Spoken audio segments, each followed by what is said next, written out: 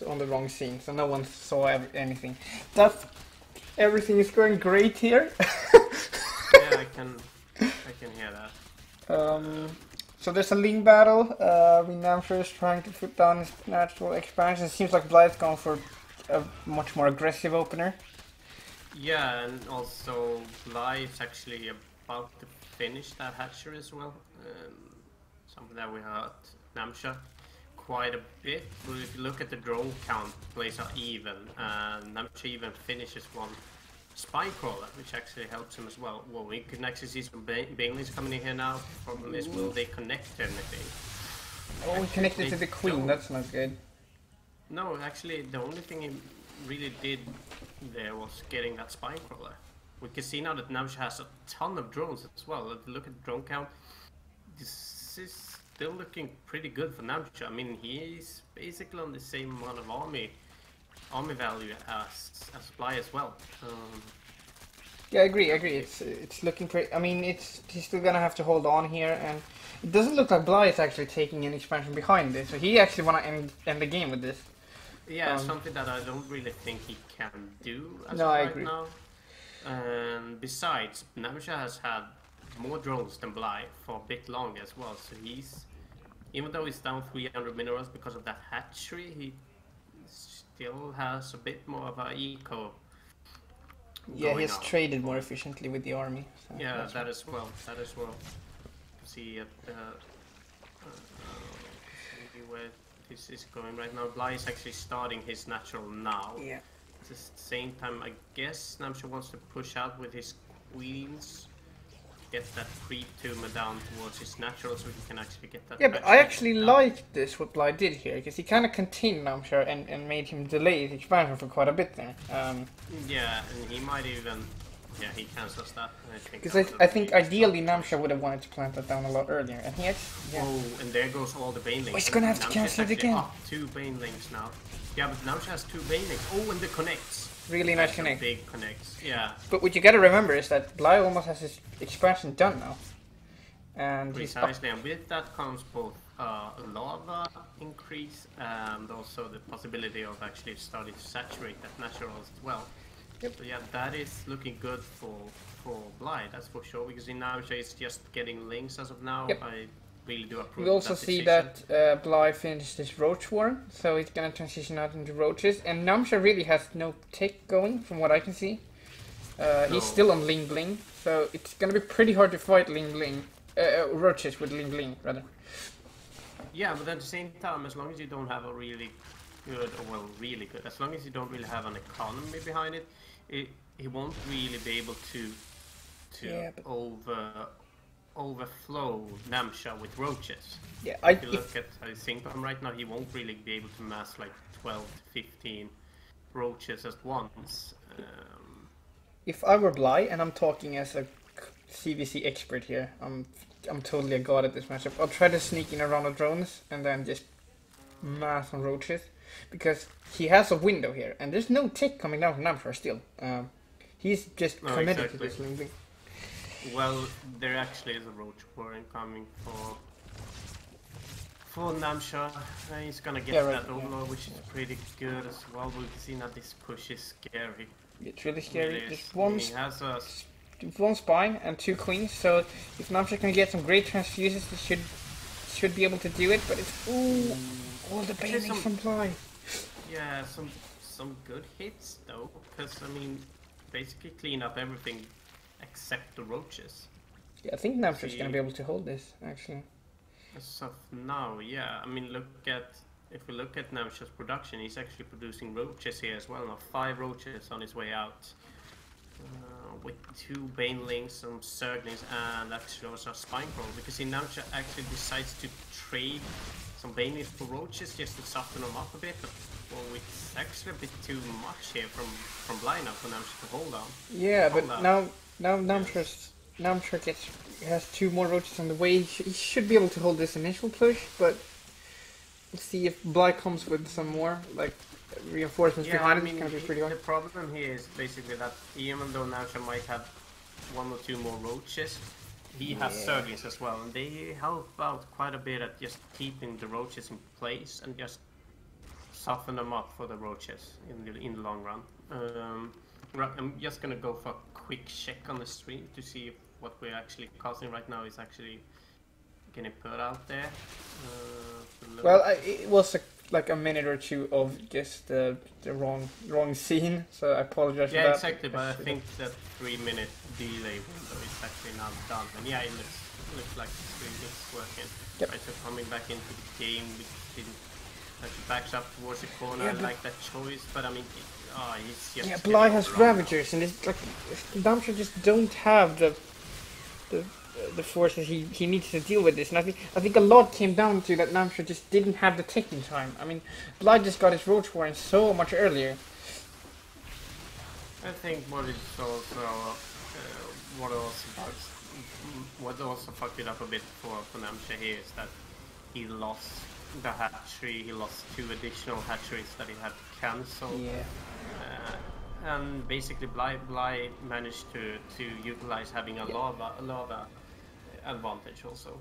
Yeah. So yeah, going into game number 3, it's 1-1 at the moment. Yes, and I actually really liked the play from Bly. I think it was a really well executed, aggressive like CVC. He contained Namshar. He really denied Namshar from ever getting a chance to plant that natural again, and it was just a perfect balance between drones and army, which is one of the keys to be a good CVC player, in my opinion. It's the key to be a good third player, actually, to balance drones and army, but especially in CVC. Yeah, it's kind of hard to do though, because sometimes it's really hard to understand what your opponent is doing. Is he building drones now? Is he building roaches? Oh, he's probably building drones. Yeah, because I'm gonna drone up, and then he actually built roaches. Yeah, because he could be like, it's 10 eggs here. What are they? No idea. Yeah, exactly. Like it could be, it's a bunch of drones, and I can't match his economy now. Or it's 10 roaches, and he's gonna kill me. It is a really funky matchup in that way. But I think it's an art also to just. It just requires so much game sense, to know when you need to do what. I agree. I totally agree.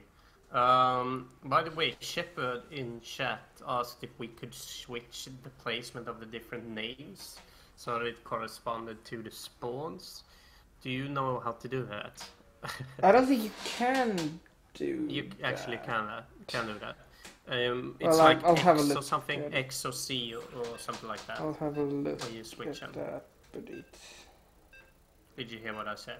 Yeah, it's X or C. Yeah, I heard so what you said. have I'll have a look, buttons. but... Yeah.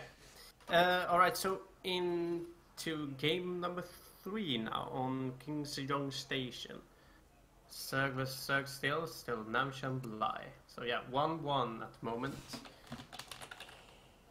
Alright. Waiting for you. Yep, should just find you. And we go. Here we go. Alright. So in the bottom right corner, playing as the red Zerg, his name is Namshar. And his opponent in the top left, he just evened out the series. It is Bly. By the way, when you tried to find me there in the beginning, do you set the score before you... Yep. Yeah, because just do that after you found me instead. Yeah.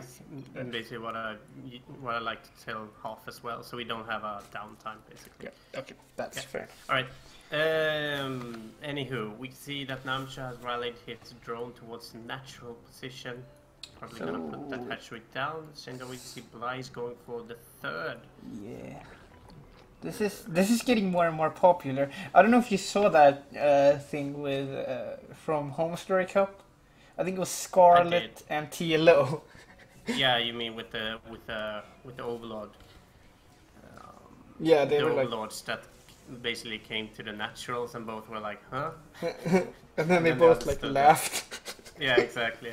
That was pretty funny. I saw it. It was pretty funny. Yeah. Man, Home Story Cup is just so cozy. Yeah, it's such a great tournament. It sets a great mood towards all the participants and the viewers. I mean, yeah, it's just fun to watch.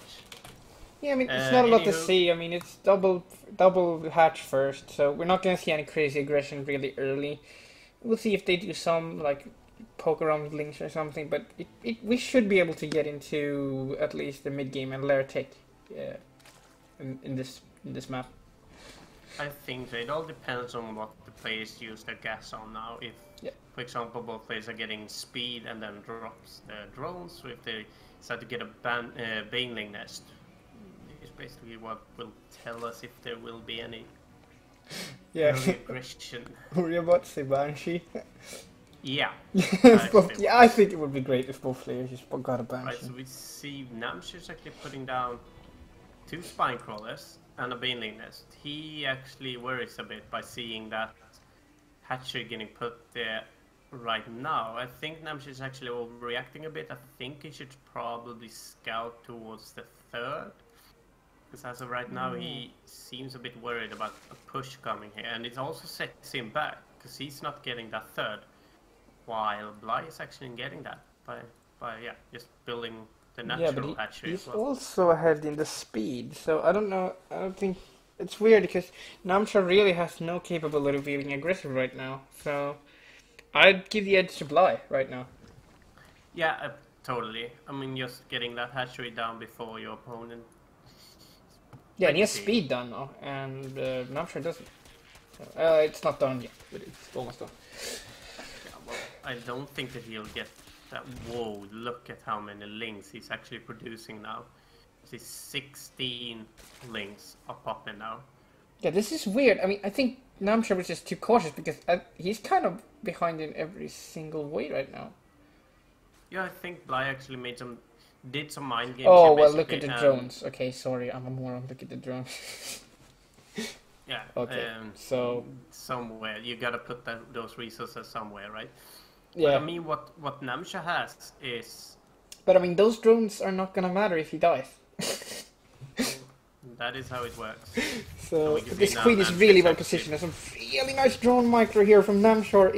Looks like he's gonna, or maybe not. This queen is getting some. Lose a lot of this queen is getting some work done, and that second queen actually spawns right in time. But is it gonna be enough, or more struggling coming from Namshar? I'm not actually sure. It looks like he's gonna be able to hold it for now. Namshar needs some banelings as well. I don't really see any banelings getting morphed either. What Namshar needs to worry about now is basically don't go too heavy on your army. You need to actually drone up a bit now because you lost so many workers. Either go for that or just macro or just produce a lot of units basically. And just looks like the tide is gonna turn here, and we have a link battle in the middle of the map. Looks like Bly is forced to retreat here, and he's actually swinging around to the other side. He does have roaches here though, so this isn't a lot of roaches here though. But at the same time, he actually gets a surround, so he will actually hurt the roaches quite a bit. But still not. Yeah, it's too many roaches though. Yeah. Actually, no drones here. Natural. Getting that queen is quite good though, but and this is not. But we also see some aggression in the natural of Namshar at the same time. Precisely, still some very good queens. He actually got a lot of drones there. 20 to 29. Yeah, actually did. I mean, but if you look at it, I think Namshar hold out quite well. It's just that he lost so many drones in that first push, and it will just spiral has out of control 15 now, workers killed. I just like to point out. What? Yep. Oh, 15. Yep. Yeah. That is quite a lot. And as I said, it will just start to spiral out of control, basically, because Bly can just... Yeah, Bly's ahead with 10 drones right now, and that's huge. Yeah, he can just overflow his opponent with units now. Yeah, now I'm sure he's gonna have to do one last defense here, and I don't know if he's gonna have enough. He's kind of behind in every single way right now. He actually loses a couple of eggs here, but these roaches can actually clean this up if he plays it safely. We can see, he's actually tanking those corrosive vials. Yeah, keeping your main mineral line on the control there is what matters most for Namshar right now. He's going to be able to macro behind this. Looking grim still. Yeah, see, it's more and more forces overwhelming Namshar right now, and I don't really see how he's... Yeah, it's more wings. Yeah, I gonna wouldn't say lose he's some overwhelmed. drones here I'd as take well. that back, but he is not doing well when it comes to drone count. And I mean, this is No, how do you 21 take to back? 32. How do you take back like such a disadvantage in drones? Like, The only way for you to do that is actually to counterattack or to do some sick defense where you basically hold out while droning behind it, not producing more units. It's not really doable though. You see still that what Namshar has right now is actually a lot of units. I mean, he has 12 roaches, 2 ravages against 5 roaches. That's actually quite a lot. What I'm a bit surprised about is actually, oh, Namshar actually cancelled that Baneling nest earlier. That is why he's not produced any Banelings, because some Banelings would actually help here. Some Banelings would have actually helped him quite a lot. I totally agree with that. I think Namshar can actually clean this up, and the question is, can Namshar do anything with this? But look at the amount of roaches that are coming here to line up, surrounding the Namshar's army. And I think it's a best of 3 in the round of 16, which means that Namshar's actually eliminated now. Yeah. I think Blythe just I think he played out both these last maps really great. I mean, it's just he read Namshar really well, and he just in this last map it just seems like he was ahead in every way. And yeah, that's too bad. I don't know how Namshar is doing in CVC lately, but yeah, that definitely wasn't the best. No, sadly not. I'm just now gonna see what game we can cast next. Versus.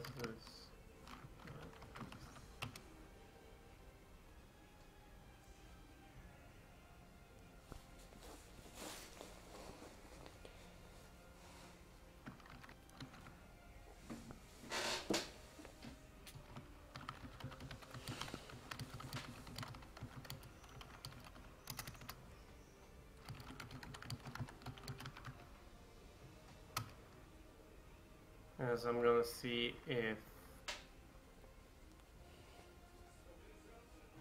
we can get a hold of Lillekanin, because right now actually both Namshar and Multi has been eliminated, which means that the only player left in the tournament that is Scandinavian is Lillekanin. Okay. And Beast is actually right now playing against Lillekanin. So, do you think we should go to a break? I guess we could go for a quick break just while I try to figure out what to go for next. We are going to try and cast Lillekanin as soon as they get out of that first game. But yeah, while we do that, we'll go for a quick break. I'm gonna change the scene. Alright, so be right back, guys. Stay with us.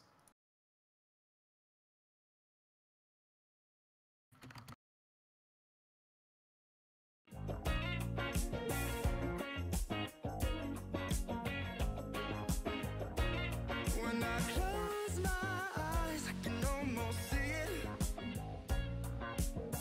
When I take a breath, you fill up my lungs. And if my mind works backwards just for a minute, I'd hold on to you before the memory's gone. I remember you, you lift my spirit. With you high is all I'm feeling. Remember how we felt.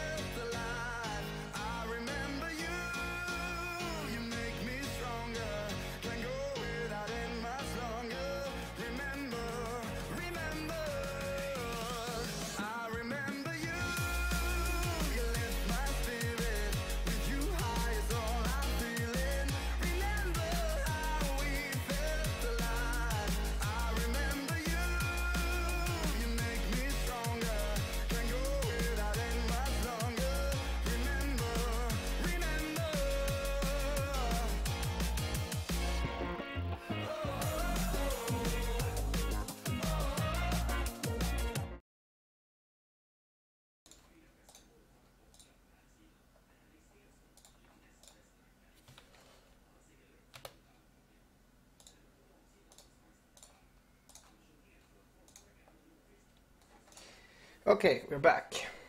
Alright, so we are now going to cast our last Scandinavian for tonight. His name is Lillekanin, and he's from Denmark. Yes. Right, so in the bottom right corner, playing as Terran, it is Lillekanin. And his opponent in the top left. He is light blue. It is Beastyqt. Yeah, and as you might have seen from Madaleko's message, it's actually 1-0 for Beastyqt as of Okay. right now. They actually I'll add managed that to then. squeeze one game in there before we got on. So yeah, So it's 1-0 Beastyqt. Yeah, so this map in TBT is Reaper Rush Simulator. It doesn't look like anyone is actually going for 3 or 4x Reaper, which is really nice. Which means we might get a longer game here. precisely. See if we'll actually get that.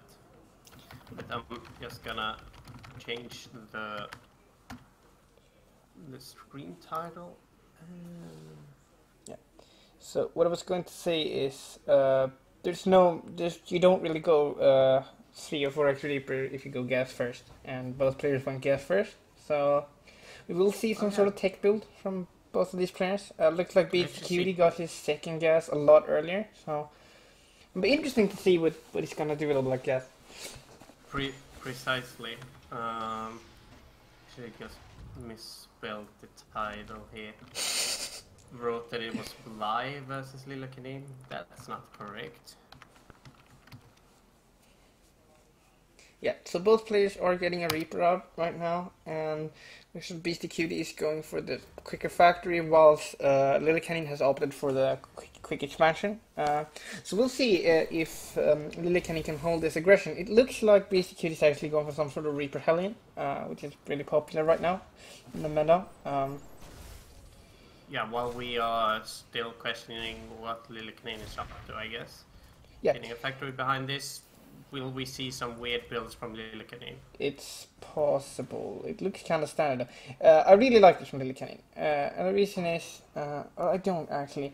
If you would go for some quick tanks, I would like it. But the reason why Reaper Hellion is so popular on this map is because 4 and 3x Reaper is so popular, and it's kind of a metagame thing. Where the only way to really counter an aggressive Reaper rush on this map, especially on this map with a large cliff, is Reaper Hellion. So that's why it's so popular, and that's why Beastyqt is going for it right now. And Lillekanin, although he had a bit different of a build.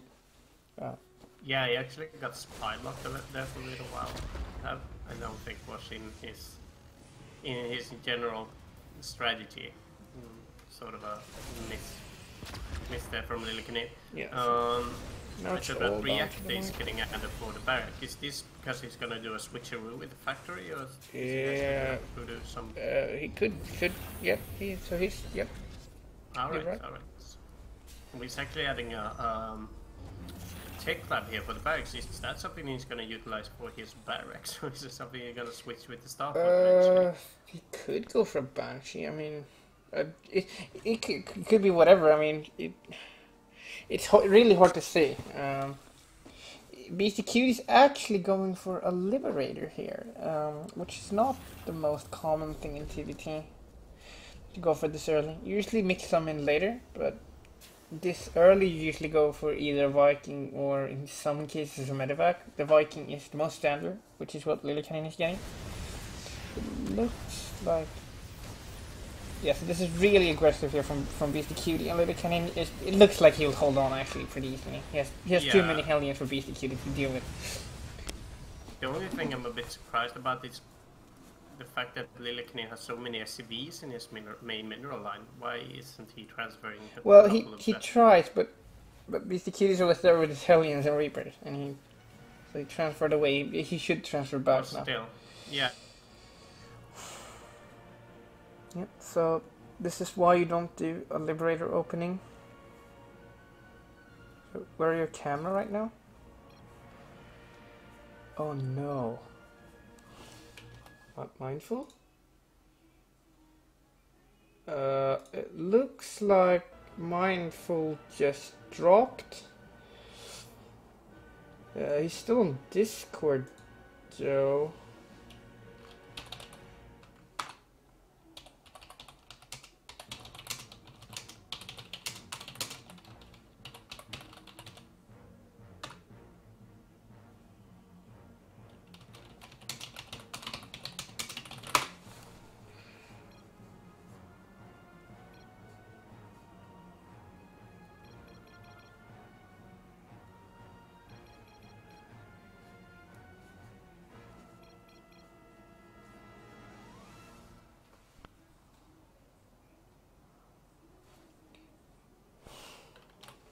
Yeah, so I'm gonna go on without Mindful here for a bit because he just dropped. I don't know if his internet connection just messed up or something, but I'm gonna go on without him for a while.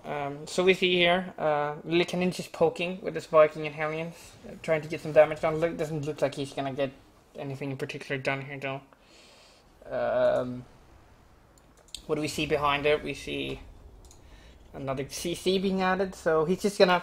I really like this actually from Lillekanin. He's just gonna contain Beastyqt, keep Beastyqt on his back foot, and expand behind it, which is really solid.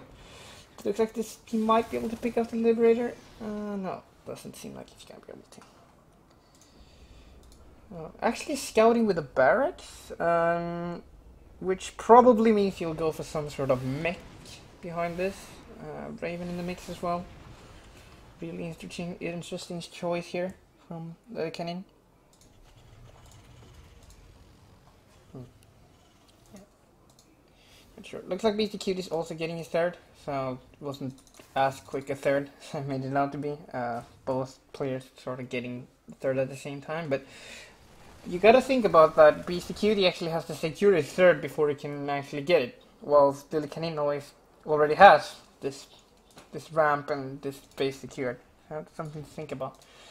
Looks like Beastyqt is moving forward, and Lillekanin is going to be forced to retreat out for now.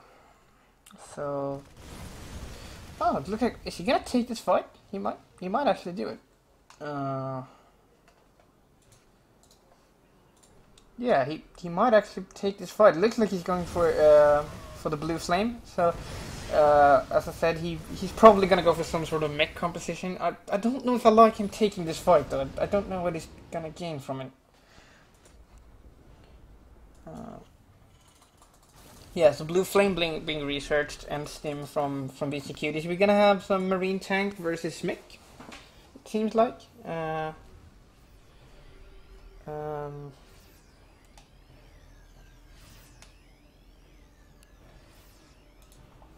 Beastyqt just managing to secure his expansion. I think Lillekanin is looking to do the same. Yeah, it's kind of a passive game right now. Doesn't look like anyone is trying to do any sort of wrath. It's kind of hard for him to do anything though because of how it's played out so far. Yeah, Lillekanin just adding on a bunch more factories to be able to spend his minerals effectively. Just keeping these Hellions at the front to see whenever Beastyqt maybe want to move out something. Keeping one Hellion here, one Hellion here. I actually really like that. Look, he has full map control. Just has full control over what Beastyqt does, and it looks like he's gonna go for Hellbat drop at the same time, which could potentially do a lot of damage, because if Beastyqt is not careful, he can lose a lot of SCVs to this. Same time, Beastyqt is not looking to do any sort of... Oh, he's actually pushing on the left, but Lillekanin does have the Hellion here. Oh, it looks like he was warded off by that Viking. I forgot that he actually had a Viking standing right here. So I guess this Hellbat drop is going to be warded off, but this one might actually do something. Well, there is a turret here. Is he going to boost in time? Looks like he's going to get these Hellbat drops, and they should do some damage. We see 5, 6... Yeah, so... Yeah, it's going to get... Yeah, he got like... Yeah, 9 SCVs from that, which I definitely see is worth it. At the same time, though, Beastyqt is looking to push here on the south side. Looks like Lillekanin is aware of this though, so he's gonna try to position, get a good position here for this battle. Looks though like Beastyqt does not wanna go for this. He might actually go. Yeah, he's gonna go for the Doom drop instead. He should do this in the main base. It's just one tank here from Lillekanin, but that's easily gonna be picked off now. So yeah, so here this tank is gonna be picked off. He is relocating though with his Hellions and his tanks. Is he gonna be able to do it in time? Looks like he is. Yep. Really great defense by Lillekanin. Didn't lose a whole lot there. Just was so focused on defending that. Yeah, just really good map control from Lillekanin this entire game. Just always knowing where he has Beastyqt and responding accordingly. A problem is he is behind in SCVs though. He's actually behind quite a lot. So yeah, I'm not sure. Yeah, it looks like Beastyqt was doing some sort of drop that I missed. I apologize. I don't usually do the spectating. I'm doing my best. Beastyqt just running forth with this bio army. It's not actually a lot of tanks. It's just kind of straight up Marine Marauder. He actually have switched up his tech lab for a reactor, so he's actually going bio mine in TVT. Which is not something you see every day. So we have actually mech versus bio here. It's very interesting. He's steaming forth though. Is he going to be able to pick up these tanks? It looks like no. The really nice tank micro here from Lillekanin. Just keep bringing these tanks back. But looks like he is. Is he going to have enough? Ooh. Yeah, both players kind of just lost their armies there. Yeah, so looks like both players are just going to retaliate. Go home and lick their wounds for a while, and just build up another army. Because they both lost a lot in that engagement. So yeah, we see Lillekanin just keeping those upgrades up on his mech army. Well, Beastyqt is it's sort of an awkward position to be in, especially now when Lillekanin is finishing his 2-2. Well, Beastyqt is just starting them, so I'd actually give the edge to Lillekanin as of right now, because yeah. But maybe Beastyqt knows something that we don't. I mean, I haven't seen bio in TVT for a while, but it might work. I mean, I don't know. So yeah, at the same time, looks like no one has the guts to go for a fourth just yet. I say that as Lillekanin has actually gotten his fourth. So really great observing by me there. Yeah, these Hellions getting caught off. I mean, there's not a lot going on. Both players are just looking for the right moment to engage, which is what TVT is about. It's a lot about just positioning and finding that right moment to engage. If you're impatient in TVT, it can often cost you the game. So looks like Lillekanin is gonna push once again. Beastyqt doesn't actually have a lot. He had his main army on the east side of the map, so Lillekanin is gonna get this siege up, and it's gonna be a really awkward position for Beastyqt to defend now. If he runs in at the same time, he could be able to do it, but it just doesn't look like he has enough, and that's GG. Very well played by Lillekanin. Yeah, I'm not sure about how well bio works in.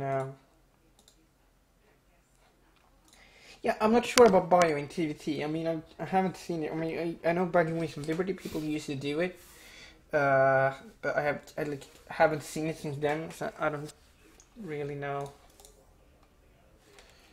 Alright, so I am back, Robola. I've been listening to you solo cast here for the past 7 or 8 minutes or something. Yeah, my internet broke right in the middle of everything. Yeah, I realized. Yeah, it's never stops ceasing to amaze me. If it isn't you, if it isn't Hopperino, it's my internet that breaks. Yeah. God awful reason. You just need right, to so second game is gonna come up in any second now. We actually got in before Lillekanin. Yeah, so that was actually a really interesting TVT. You don't usually see. Actually, I don't know how much you I'm saw not- of it, but didn't get to see anything. okay. But it was basically Beastyqt went for pure bio mine, and Lillekanin went for mech. Great. So who won that? I guess it was Lillekanin. Yeah, Lillekanin won. Yeah. So it's 1-1 now. So Kind of makes sense. Kind of makes sense. I wasn't really listening to you. I was trying to watch the control panel and see if everything is working there. I'm not really sure if it is. whatever. I'm actually not even on. I'm pretty sure that you're. Right, let's see here. Connect. Yeah, alright. I'm just gonna run that. Alright, so game number 3 is starting in just a few moments here. Shepard told you in chat that he would like for you to be less jerky with the cam. I'd say that won't really be a problem now, since Yeah, because I'm gonna take I it don't over usually again. do the observing, and I was really caught off guard. Just all Yeah, of I it. can see that. I'm really sorry for that. Not much I could do though, but Yeah, because I usually like change a bunch of. Yeah, so Yeah, alright, so in the top right position, playing as the green Terran, his name is Lillekanin. yep. And in the bottom left, his opponent, he is Beastyqt. Yeah, it's a beastie we saw in the Natural Expansion talk show a few days ago. Was it yesterday even? I'm not entirely sure. Yeah, he was in that. Have you seen it yet? I saw some of it. I didn't actually see it all. It Alright, was they actually went through all the new maps. Kinda okay. interesting to watch. Yeah, it's I must have like winter going through. Yeah, I've played some of the new maps. I don't know if you have had a chance to yet. Yeah, I actually have. Me and Shepard has played like 20 or 30 games, I think. Oh, they have played Like more than that. me. Wow. Yeah, but I'm still struggling a lot with just general game sense.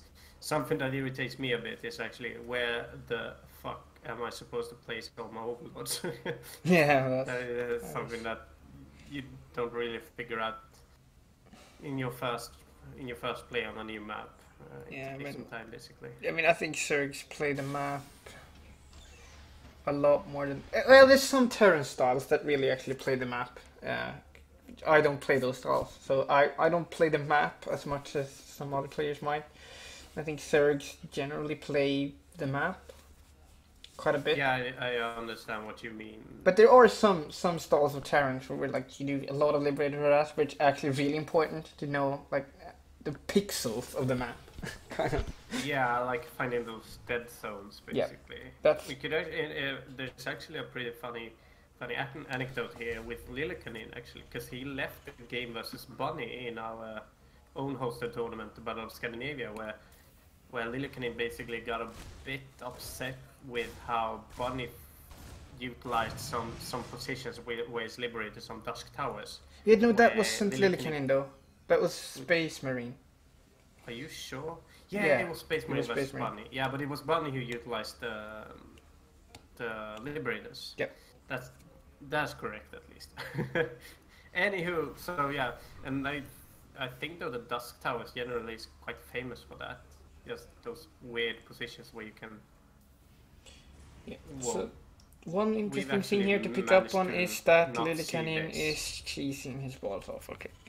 I was just about to Yeah. say he has no expansion, but then I didn't realize that he proxies factory. in Right, so Starcraft. how we managed to not see this is beyond me, I have to say. I Well, guess I was we're- a bit too invested in talking about the Liberators. Yeah.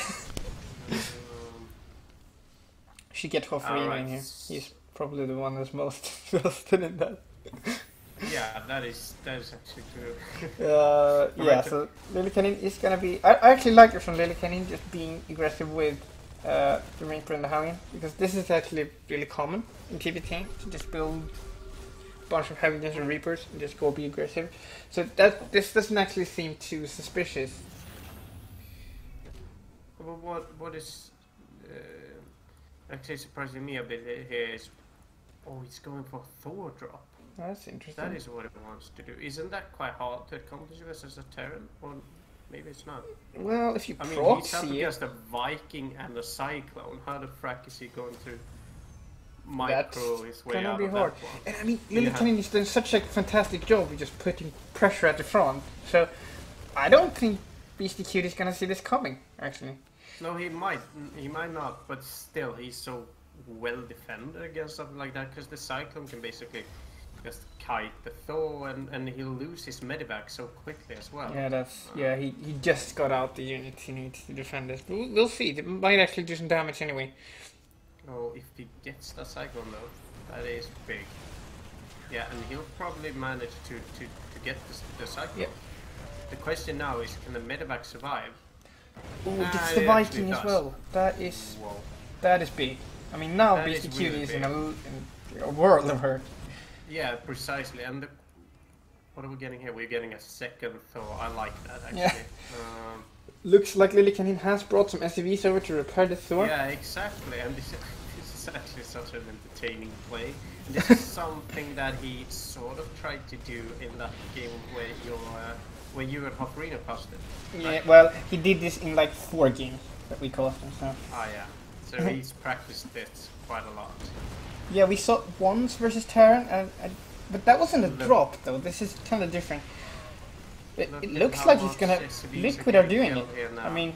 Yeah, exactly. Not that he's in Liquid, but no, still, but Liquid are doing it. That's for sure. I mean, this Beastyqt just lost. Look at this, and this was a really bad zoom in actually.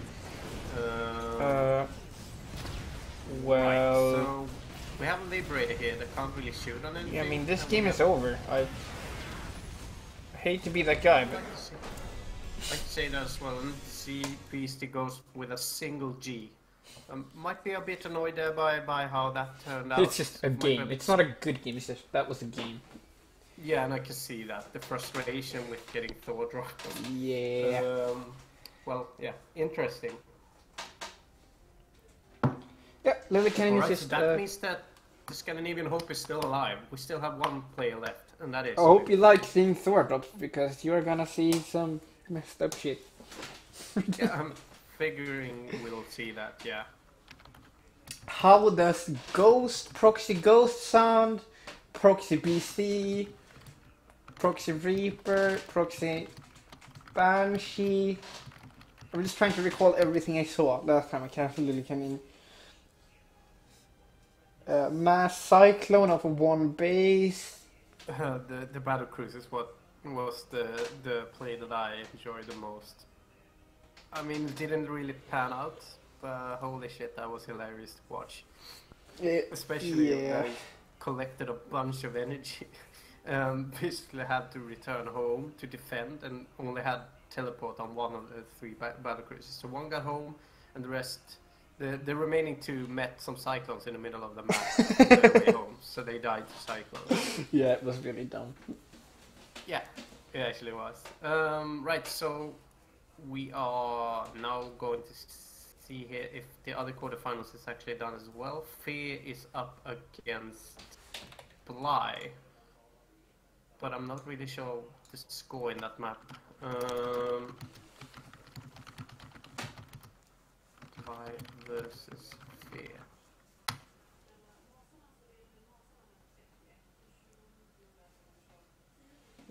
Well, right, so yeah, we are probably going to have to wait for a few minutes here while we wait for the other quarterfinals to be done. But while we do that, we'll just put that be right back screen on for a few minutes while we set everything up. So yeah, we'll be back in just a few moments.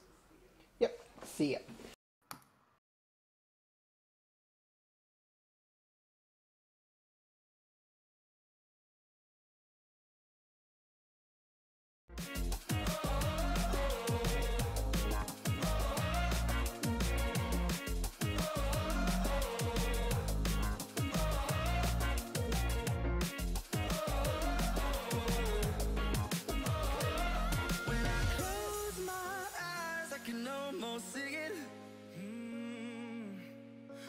Take a breath, you fill up my lungs. And if my mind works backwards just for a minute, I hold on to you before the memory's gone.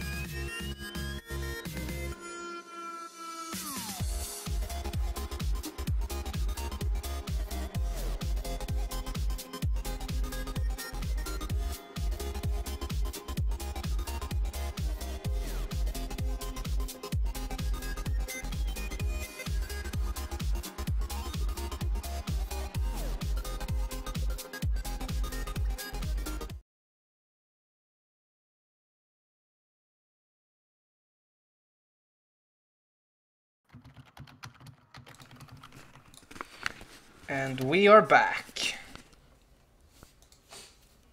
in the lobby. Yeah, finally. What are we going to say about this map? Well, this matchup, first of all. It's a TVC and it's on Invader, so it's a retarded map with a pretty standard matchup. But what do you mean standard matchup? I mean, you usually see Bio for Terran, and you usually see Roach Ravages for the Zerg to start off with. Correct? But this is Lillekanin, though. Yeah, but the thing was, I was gonna come to that eventually. Oh well, anywho. No, not anywho. Yes, anywho. Anywho, now it's anywho. Oh, okay. Anywho, in the bottom right corner, playing as the Danish Green Terran, his name is Lillekanin. And his opponent, in the bottom left, in the red, it is Bly. Yeah, so Bly once again, he eliminated Namshar in the round of 16, if I'm not mistaken. Yep. Yeah. Really convincing CVC. He's always been good at CVC, though. I remember he played really close versus Hydra in some... I don't know what... It was... Are you talking about Lillekanin now? No, Bly. Oh, Bly. I was talking about how... Alright, sorry. How good his CVC was. Yeah, he's really good at CVC. I've seen him play against a lot of Zergs in Go4SC2, like Snoot, for example. Yeah, he seems solid. He seems to understand when to drone and when to not drone, for example, which is kind of super important in CVC, because one missed drone cycle or one more drone cycle than what you could afford basically makes you lose the game, as long as you don't lose to a build order loss, basically. It does. Looks as Right. there's no crazy cheese from Lillekanin coming out. Was that a reactor first? I'm pretty sure it was. Yeah, so no Reaper, no... Okay. Yep, so usually this means 12 Marine, 1 with a mine naked drop. But this is Lillekanin. This is why I like you. This is why I like to have you on. I have no idea about that. I mean, when I start to talk about Widowmine Marine drops, it's basically afterwards. After they built the reactor and you see a factory and you can see, are they gonna do this old switcheroo or not? That is when I start to talk about the possibility of getting a drop like that. So yeah, great job, Robla. Yeah, now I would say that. Yeah. Anywho, 2 Marines are popping out here now. He's adding 2 more, so yeah, it sort of looks like... Yeah, gonna be You're constant correct. Marine production from that. Yeah, at the same time we can see that Bly is gonna see this right now. Yep. He sees 2 Marines, so he's... Yeah, you you should understand that this is a reactor barrack. You should suspect it at the very least. He has some links moving out, and I mean, the nice thing about this build is actually being aggressive versus it is not the best, because you have quite a lot of Marines. So if you just micro correctly, like you can easily defend versus any sort of link pressure. Yeah, besides you also have the wall in, which basically helps you out a lot as well. Yeah, but I mean, even defending your natural, like it's even that is not going to be too hard. Like, look, he has now 6 Marines. I mean, Bly's going to have to turn back. 6 Marines wins against 6 Uglies easily. It's not Brood War. You are correct. You are correct. Well, in Brood War, 6 Marines probably won. We are not allowed to talk about Brood War, mates. Yeah, because we just started nostalgia. We just started reminiscence about the old yeah, times. it's one interesting thing about Brood War though is that 1 Zergling defeated 1 Marine in a straight up battle. You know if you know that? It's not retarded at all. It should be like that. But hey, It should be like that. The Zergling is half a sheep and and half the supply as well. Oh, makes total sense. Yeah, makes total sense. But in greater numbers, Marines win because they get. Yeah. Whatever. No Brood War. Marines. No, we're banned from talking about Brood War. Exactly, no Brood War. Was that Lair already for Bly? Inspire on the way. So Oh yes, I was actually looking for the gases first. I didn't really know this. as a Inspire. Zerg expert, I'll have to say this will be Mutalisks. Yeah, it's kind of retarded not to say that being retarded is stupid or anything. It's kind of stupid to get a spy this early if you don't want to get any No, kind of mutas out, I have to say. I mean, it's just. I mean, you're where's just the saying big it because weakness? I was saying it. I mean, you didn't actually know it. precisely. I had no idea. Yeah. I had no idea. Let's get whatever. It actually was. Here is the drop that we were talking about. But I think Bly knew about this before. I'm pretty sure he did. So no third. I do think this is kind of the correct response to this, although I'm not sure. Because if you get a third versus this build, you're gonna lose it anyway. There's almost no way. You're gonna get dropped to death. Well, you will until you actually get your mutas out. Yeah. Then it gets a lot easier to defend. And at the same, we can see the strength for the.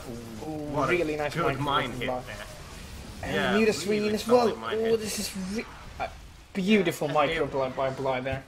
And there we can see the retardation of these invisible walls, flying walls. Yeah, basically. no, You can see that medevac basically stomped on top of a I mean, I just pillar and couldn't leave. don't get. It doesn't make sense in any way to have these air blockers.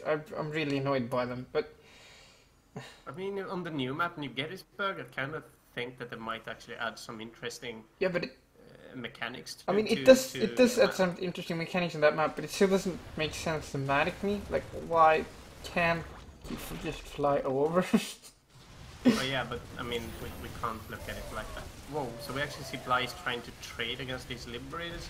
Question is, will he actually be able to? And no, he won't. I think that was actually kind of cost efficient. One liberated too many, and no, it was not. Wasn't that like 8 mutas, 7 or 8 mutas Yeah, maybe that against was.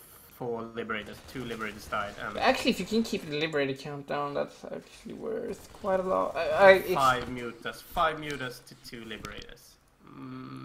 500, 1,000 minerals to 300. 500,000 minerals. Wow, that's a lot. 500,000, no. that is quite a lot of minerals. I Yeah, mean- 500 million resources. That's quite a lot. So Indeed. going back to the game, this is Marines and Liberators. I mean, do you really need anything else? Not really, no. Not right now. What I'm surprised about is not seeing like a... Okay, 3 factories going down from Lillekanin, which means mech. Yeah, it's saying that we can see that Bly has added a roach war, and he's adding +1 ranged and roach speed. So he is adapting to this mech play of Lillekanin. Or actually, he might even be just going for that himself. I mean, Not entirely sure. He's Lillekanin getting is infestation pit as well. yeah, Lillekanin is just such a hipster. He just refuses to go whatever standard. Yeah, but I would like to say that one thing that where you can actually like say that he usually does this is getting some kind of a mech play. He usually ends up there with Hellbats and tanks. Yeah, but he doesn't Don't usually do do that. Hellbat tank style though. He is now though, but he usually does like a lot of cyclones. Yeah, but I've seen a lot of Hellbats as well. But what he hasn't really added to that is usually not. He's not really adding any medevacs to it, so it's not like he's utilizing the like Hellbat drops or Well, just- in TVT just he heals. actually does that quite a lot, but not in TVC as far as I've seen. That's Okay, interesting. so question now is what is he going to get? Actually, there's a hive on the way for Bly. What kind of tech do you think he'll go for here? Is it ultras? I mean, he's already got an infestation pit. He's got an yeah, the hive is on the way. So yeah. He is basically just setting up for high tech and just getting these infestors for just basically surviving against weird shenanigans from Lillekanin. and I mean infestors are great late game as well. Just They are. They definitely are. It's Which just is nice Cyclone getting that kill. lock-on upgrade is being researched for Lillekanin. He's adding +1 tank or should I say vehicle damage is the correct word for it, correct? Yeah, yeah. it is. Yeah, vehicle weapons. And we see the Ultra Cavern going down. So, does Lillekanin have the proper units to actually deal with Ultras? He has 5 Liberators, right? No. Not anymore. He has 2 Liberators. That is not enough if Lillekanin can get, or if Bly can get up a substantial Ultra Can. It is. I wonder what units he should get to counter it. I mean, is he really going to be able to produce enough Liberators in time? Not really, if you look at what he's producing from the start, but right now, he's getting medevacs, he's getting us 1 Liberator here, he needs a ton of them. Yeah, he just has nothing. I mean, he's just getting some tanks, which is not really going to do a lot, and but I mean, at the same time, he has some time left. The Ultra Cavern just finished, and there goes the chitinous plating. So I mean, he has time, and he has a lot of tanks already with +1 damage. I mean, they can do some damage to Ultras, and if you look at the way Lillekanin has placed his buildings, it will also be some sort of tunneling effect here for the Ultras. Yeah, I mean, the Ultras funnel them can't really fight this. No, they can't really. But what they could do is basically just pass that and go right for the natural instead. I think Bly should just. Oh, we have the Greater Spire as well coming down. So yeah, I like that. That is the more solid choice if you ask me. Yeah, when it comes to facing mech. Oh, we actually see some Hellbat drops here. Yeah, I actually didn't think we'd actually see that. There's actually quite a lot of drones getting killed. How many drones do we actually see there? Oh, he only lost 4. Yeah, okay, that's... So that's not too many. That's pretty anticlimactic. Yeah. Yeah, but I think Bly should just expand really heavily and be patient. And yeah, he doesn't need to finish the game if he can snipe the 4th before Lillekanin can properly set up, that would be really nice, and that is probably what he should be looking to do now. Yeah, it looks like he's actually gonna do that as well. I mean, if you look at where Bly is right now, he is gonna be able to snipe those tanks as well. Yeah, but not, yeah, this is too much. Yeah, he needs to back off now. He can't really. Well, does he want to trade this army out? Actually, does he actually have what it takes to replenish it? I'm not sure that he does. I don't think he should do that. Actually, I think he should save some of his roaches now and just basically morph them into Ravagers later on, so he can deal with Liberators, for example, and then get Ultras. Yeah, but now Lillekanin is actually on 4 base, which is kind of scary.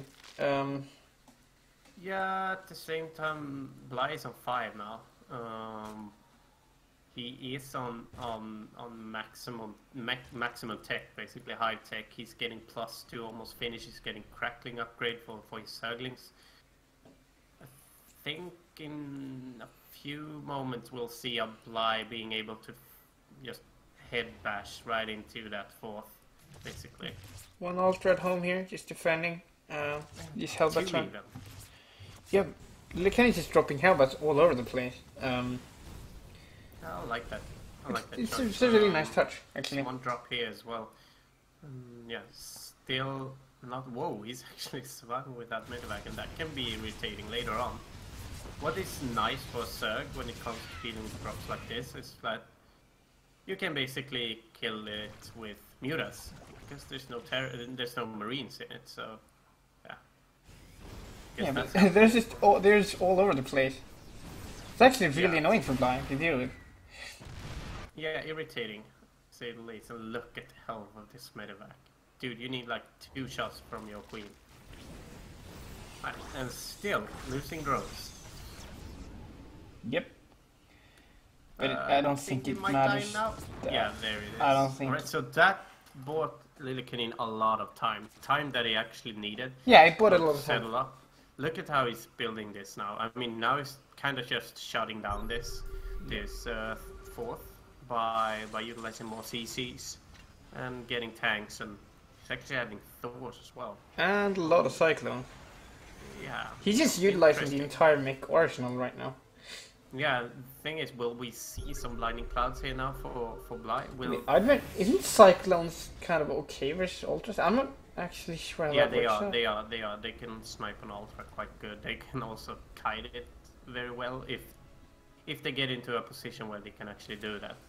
Which Yeah, I think- is not something that they... I think Bly should be looking to trade his army out and then just get a bunch of Broodlords. I don't really like that he's going for a couple of Broodlords and a couple of Ultras. I'd much rather see him just max out on one and then just throw that, go balls to the wall, and then just swap. Because that is Maybe, really hard but for a at the turn to same do. time, I mean, as it is now, these Brewers can basically just be annoying, buy Bly some much needed time in like getting a few more bases up. I mean, Yeah, he's actually, getting that Lillekanin can't zone really base now. deal with that right now. No, exactly. I mean, he could actually get in there with Cyclones now. I don't really think that. Oh yeah, but at the same time, he has the Vipers here. He can basically just hook those Cyclones down to his Ultras. Yeah, but this is what I tell a lot of Serb players who have problems with mech. Use Vipers, because Vipers they're actually like they're like a Swiss Army knife versus mech. Yeah, They- they actually are. If you I mean, use they them have so correctly, many they good- shut it down really hard actually. So Yeah, you have it for both tanks, you have it for hooking the Thors, you can utilize it for shutting down Viking numbers. I mean, yeah, yeah. yeah. Removing Liberators from the siege mode. Yeah. just it's a there's lot of stuff that can be done. a bunch of utilities. So Precisely. it's gonna be really hard for Lillekanin to actually engage into this without It committing. actually is. And I mean, it looks like even though Lillekanin shut this base down quite well, it didn't really help him The out. Broodlords don't really care about blocks. No, exactly. Oh, we can see he's actually pushing in now, but But the Ultras are gonna die really quickly if they try to push in there. yeah, they actually And now, are. and now he should go for the Look at Broodlords. bomb- Should yeah, go for the look at Broodlords right now. parasitic bombs there. I mean, there's not a whole lot of air units left here for Lillekanin, but what there is actually a lot of cyclones. And Yeah, but I mean, he yeah, kills so- Broodlords so fast. So Bly lost his army. I don't actually think he cares that much. He has No, quite the bank. He yeah, can exactly, easily look just at take that. another base, and it's gonna be really hard for Lillekanin to punish that. He actually hasn't even begun saturating his Yeah. goal. I mean, he doesn't care. Oh. Whoa, we actually see the first battle cruiser here now for Lillekanin. I mean, I it's- was actually gonna say that earlier, that if this goes as far as it's gone now, I guess Lillekanin will get battle cruisers.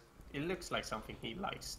He likes the battle cruisers. I'm not the sure market. it's gonna work though. I mean, No, I- cattle cruisers are slow.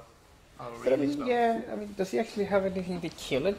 I mean, the Vipers can abduct it, but if you've nothing to abduct into, Maybe we might actually see some Hydras later on to help with that. We can actually see some Corruptors as yeah. I well. mean, there's Not some, working but at that's the not enough. Warlords. Like, the Corruptors are good versus BCs, but they don't really win one-on-one. Okay, that's a lot of Corruptors. Scratch that. Yeah, So the he needs BCs. a couple of battle cruisers for that. And if we look at the upgrades for Lillekanin's air, well, he actually have +3 armor already. All right, so that is, yeah, and he's getting that behemoth. No, it was actually the Raven upgrade.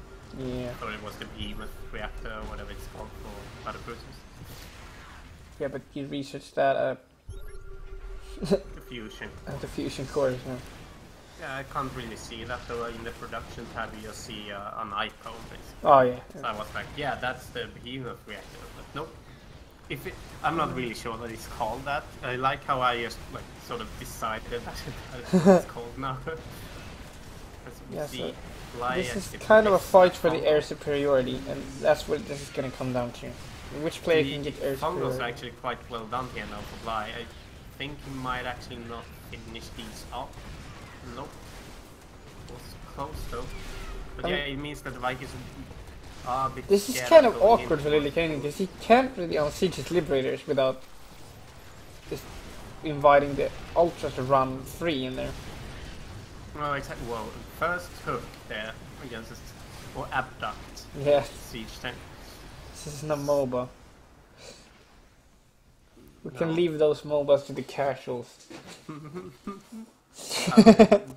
Kind of like that verb actually, hook. I mean, it's everyone can understand what a hook is. Yeah. Abduct sounds I mean, it could be a UFO beaming up something. Yeah, it could be a mothership core beaming up circling. It could be an abduct, for example, Yeah. something that Protoss can do. Oh, watch this puking action here now for Bly. The DPS from those pukes. It's kind Is of it? big actually that it manages to get that base. Yeah, And but look, he's probably gonna lose this army now. yeah, and even the Bly is on a pretty big bank. It's mostly just minerals. So yeah.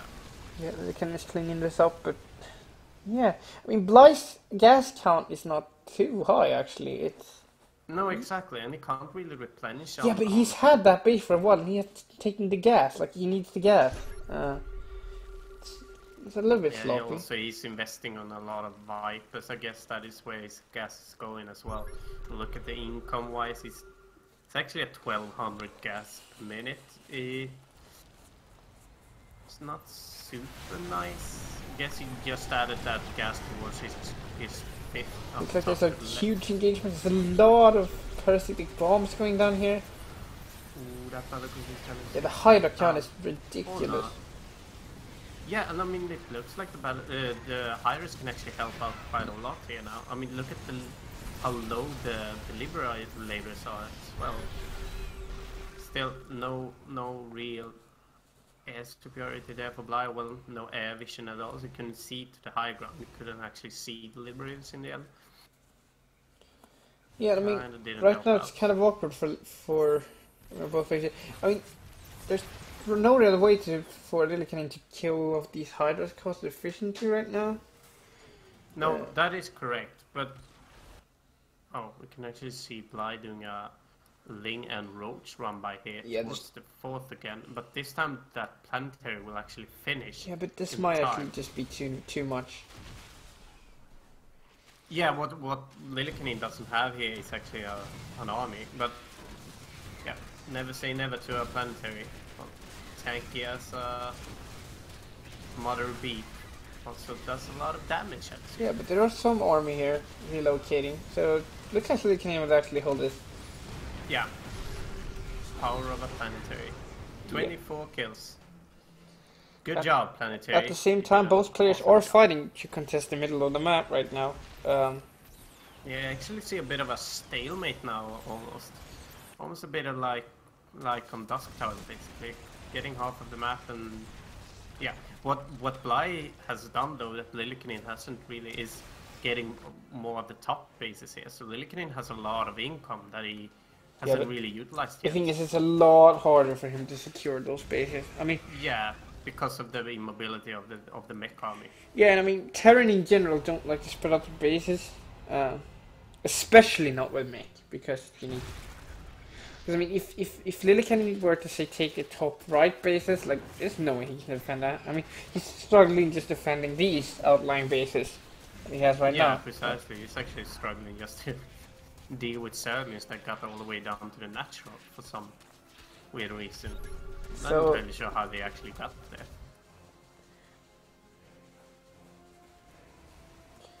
Alright, so what do you think?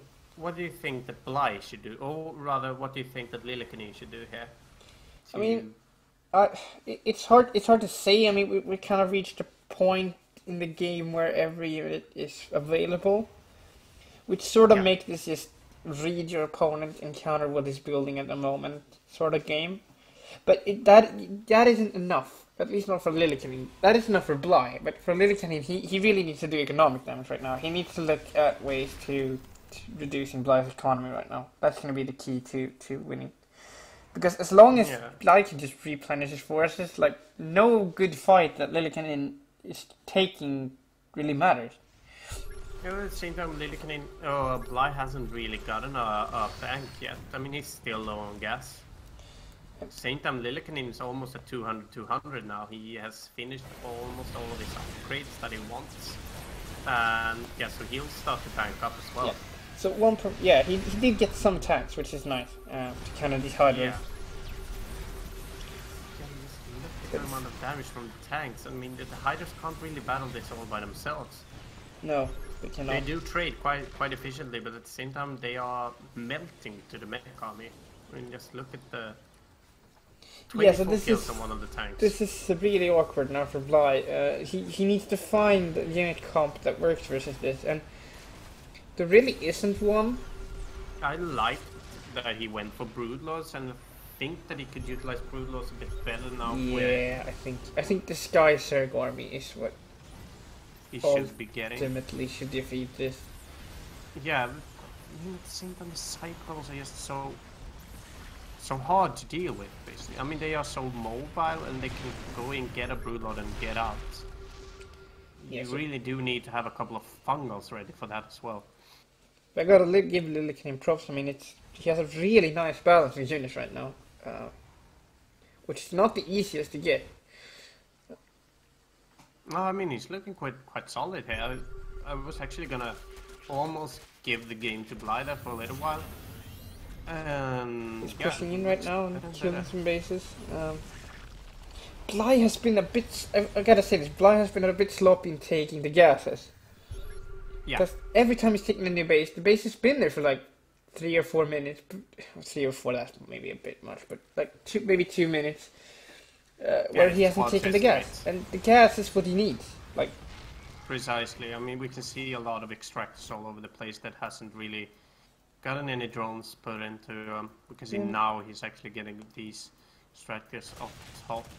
So I think that we do see Bly almost getting that base. Nope. yeah, but I really like Bly just sending out links all over the place. Because, I mean, he might as well. I mean, he has a lot of minerals. So, Yeah. why not just make some links and send them all over the place? I mean, that is what he has to do if he's going to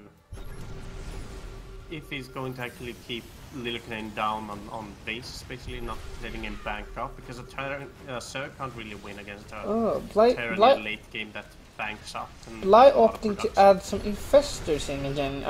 How do you feel about adding an infestor? Yeah, that is what I thought about, getting infestors together with the Broodlord, so you can lock down the Cyclones so they can't really go back and forth and sniping your units. But getting infestors and not getting Broodlords, I mean, getting like infestors getting with your Hydras. That's a cocky expansion to try and take. Is the problem there. if you go that way, I mean, you still don't have anything that can really deal with tank damage, and the Hydras will just melt, and the infestors won't really get to the tanks as well. Not really sure what they would do. He does have Vipers here though, so he could. And that could help against the tanks. I mean, a lot of this comes down to positioning. How well Lillekanin can defend his tanks from being abducted. Yeah, but look at this. I mean, he has so many Ravens as well, with a lot of energy now, and they basically shut down the Hydras DPS for a while the point defense drones power up. I'd say that is sort of a problem as well. Would you agree? Some really nice abducts here from. Yeah. I mean, it's get the expensive units though. It's I guess I agree. I'd opt for the Sky Zerg army. I think that's the best way to go, and it seems like Bly agrees actually, because he's getting a lot of corruptors right now. Yeah, look at this offensive CC. It's almost. It's almost really ridiculous. cocky. It's really cocky. Yeah. It's actually gonna get a planetary there. I do like that choice. Yeah, though. that's a no-brainer. He basically shuts down Ring Run Vice now. Yeah. By doing this, he really starts to control. If you look at the map, there's orbitals all over the place. So he does not need orbitals. No, definitely not. And I mean, yeah, what you can do mules. What do you need mules for? You don't need minerals. Well, you could get some mules to repair, I guess. Actually, when I used to play Mac back in the day, in this late game, I usually just have SCVs on minerals and then or on gas and get all my minerals from mules, basically, because you don't need that much. I had like 3 orbitals and I just. That is true. Yeah, just sacrifice all the SCVs, clear some more supply as well. And then have like 3 or 4 orbitals just constantly dropping mules, and you get all your minerals that way. Or even right, more. so a 30-minute game. We're moving in towards a 30-minute game now. Yeah. So, Yeah, it's hot not- style. Maybe we could see some swarm hosts. This is a lot more exciting than Cancer Swarm Host. I guess. Do you think the swarm host would work here? I mean, could it work? Oh, you mean the new Swarm Host? No. Yeah. No. Not at all. No. Well, I mean, what are you gonna do? What a Swarm Host gonna do that Ling run by don't? I mean, just basically being able to pressure without investing too much into it. I mean, you basically just utilize the Yeah, but- cooldown. I mean, you need a couple of them for them to be effective, and then yeah, Alright, so here comes the Broodlords, by the way. This is what I like to see. I mean, look at how Lillekanin basically retreated as soon as the Broodlord count got that high. yeah. I mean, as I said, I really think that Skysword army is the way to go here. Yeah, With so a- do I. And also, it basically nullifies the Ravens a bit also. I mean, can't really utilize sentry drones or point defense drones for the Broodlords. Still, could throw down a couple of sentry guns. Might Oh, no, work. oh, he just All went these straight in fighters- with his Viper share. I don't. Yeah, but the Parasitic Bombs together with the Fungals Yeah, are that's- really wrecking the sky units for Yeah, for really the are. enemy. This mech army is actually it looks like kind of a close battle now. Yeah, it melts a lot of the units, but at the same time, the Broodlords get killed so fast. There's actually a couple of vanishes here as well. Yeah, and it looks as if Lillekanin is actually clearing this out. Yeah, Lillekanin's army is just too strong. Yeah, too strong. Too strong. Banshee still alive. Well, but And- Lillekanin should probably be a bit careful now. I mean, he is... Looks like Bly is opting to remax on Hydras right now. Yeah, I mean, there's not that many tanks left, so I guess that might be why. Yeah, Not sure. We can see a lot of links being added as well, together with a lot of Hydras. I don't know if Bly forgot +3 carapace. Yeah, I Or was thinking about that as well. I mean, if we skipped that somehow, but then I thought, nah, seems like Why he skip it? should have gotten it by now. precisely. So I mean, right now it's just about the player who can gather the most gas, basically. That's what this Yeah, comes both down players to. are really gassed out. We can see the Bly is still on a pretty big mineral bank, and he has basically been that for 10 minutes now. You can't really build any units that can actually bring down that mineral count. I mean, building links, can't really get any value out of your links right now. No, There's just planetaries everywhere where you'd want your links to actually run. Besides that, yeah, you it's awkward. can't really utilize your tanks in the main battles either, or the circuits in the main battles either, so... No, it's, I mean, queens, Lot of I guess. force. You could get some queens. But I mean, Yeah. Lillekanin has done a great job of keeping the creep back, so yeah. Right, so Bly runs in with some links over here, not entirely sure why, I mean, I why think he'd want that. I think mixing in some queens would be fine. This is kind of weird though. This is something that Bly could utilize. I mean, look at where Lillekanin places all of his army. I mean, he Yeah. walks all the way If- here with his thoughts. Yeah, if Lillekanin can, or if Bly rather, can just keep track of Lillekanin's army, he should be able to do some damage. Yeah, because the mobility of the thoughts is insane, and he has no medevacs to really easily Yeah. transport them. I mean, the immobility of the mech army as a whole, I mean, tanks are not really mobile unless you have medevacs, which Lillekanin doesn't. Yeah, and you need so many medevacs to actually make your army mobile. Yeah, it's not but you worth can't it. really invest supply into that. It's You not need worth that for tanks and yeah, basically units that can actually shoot. Yeah, so as I said before, like now it's just a battle of gas. Who can gather the most gas, and also who can make the smarter army now and trade more efficiently. Yeah, we can see that what I think Bly is actually doing is he runs a couple of links just in random positions just to spot all bases, see Actually- where Lillekanin actually is. Actually, what I'll do now is make another CSC next to that orbital and may turn it into a PhD. It's actually kind of so worth you it could at really this point. reinforce it. Yeah, so you can just like not have to worry about links getting some Because drones. it's Or you can't afford to send units back and deal with links every time he sends them there. I mean, it's too much of a No. commitment to move. And it's not really a big investment for Lillekanin to No. actually get CCs like that. He can really afford it. Yeah, I if mean, he it's wants to. no, it's just. I mean, you're maxed out. I mean, static D and buildings are not a supply cost, which is kind of a big deal at this stage in the game. You need Yep, a really efficient army. That's what this is about. And making defenses that does not take up any supply is actually fine. Yeah, precisely. Alright, so you can see there are some of... Now Lillekanin's Lillekanin's army is army kind of over spread here. out. I don't know if I like this. I mean, It's still just a couple of cycles, but yeah, you probably still utilize it. Which may... Lillekanin Question is, well, does have. I actually find some of the cyclones now. Don't think anyone is actually gonna survive. No. What it does though is actually waste a bit of an energy on the Vipers. Well, needs Lillekanin to does go home have the and get healthier some more. gas supply, but he is running. He is running kind of low on minerals.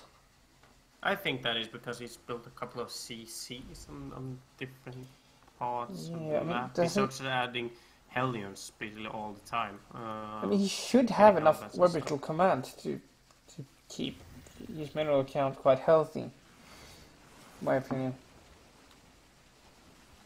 He should. He definitely should.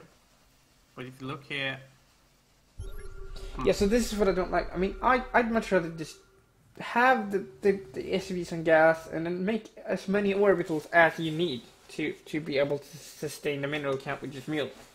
Because, I mean, an orbital is more expensive than an SUV, but an orbital doesn't take supply. An SUV takes up supply. The supply is just so valuable when you have these maxed out army battles. yeah, it definitely is. Every little bit counts, basically.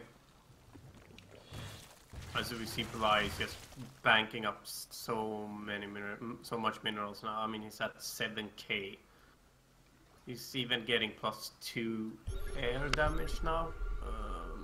Kind of like that for your broodlords. Basically, just get a bit of extra firepower to that brood shot.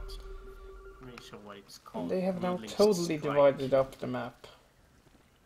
Yeah, I mean, then Lillekanin getting the bottom half, Bly getting the top half. So yeah, a real solid 50-50 split here. The only remaining base is this one. So I guess we'll see the players just mine out now. I don't think any of the players will actually be able to finish before that. Well, it all Yeah, it depends doesn't on look how like this these- is gonna end anytime soon, actually. No, exactly. I mean, if the players actually decide to engage right now, I'm not Well, sure it if looks they like are. the decision These engagement broodlords is... are- yeah, these But broodlords both are players have a out of bank position. to remax once again. Yeah, precisely. But broodlords are so out of position. Look at this. And can he transfuse them? Does he still have any queens on the ground? I don't think he has. No, but here comes basically the switcheroo here, where we can actually see Lillekanin actually lose a couple of units as well. Yeah. A real So- back and forth dance here between the two players. Yeah, so they just traded out some units. I wouldn't engage into this planetary though if I would like. Look at that thought. Yeah, and here comes the repairing SCVs. They have a lot of job to do here. A lot of units to repair. I mean, that was just a small trade-off, and I think that was better for Lillekanin, and the reason I say that is because he has more gas. Yeah, I think so too. Same time, getting bases are always good, and I think like could finish this up if he's not getting right. So, I mean, these point defense pros basically shut down all damage from the high res. Yeah, but the Hydras aren't really doing much damage anyway.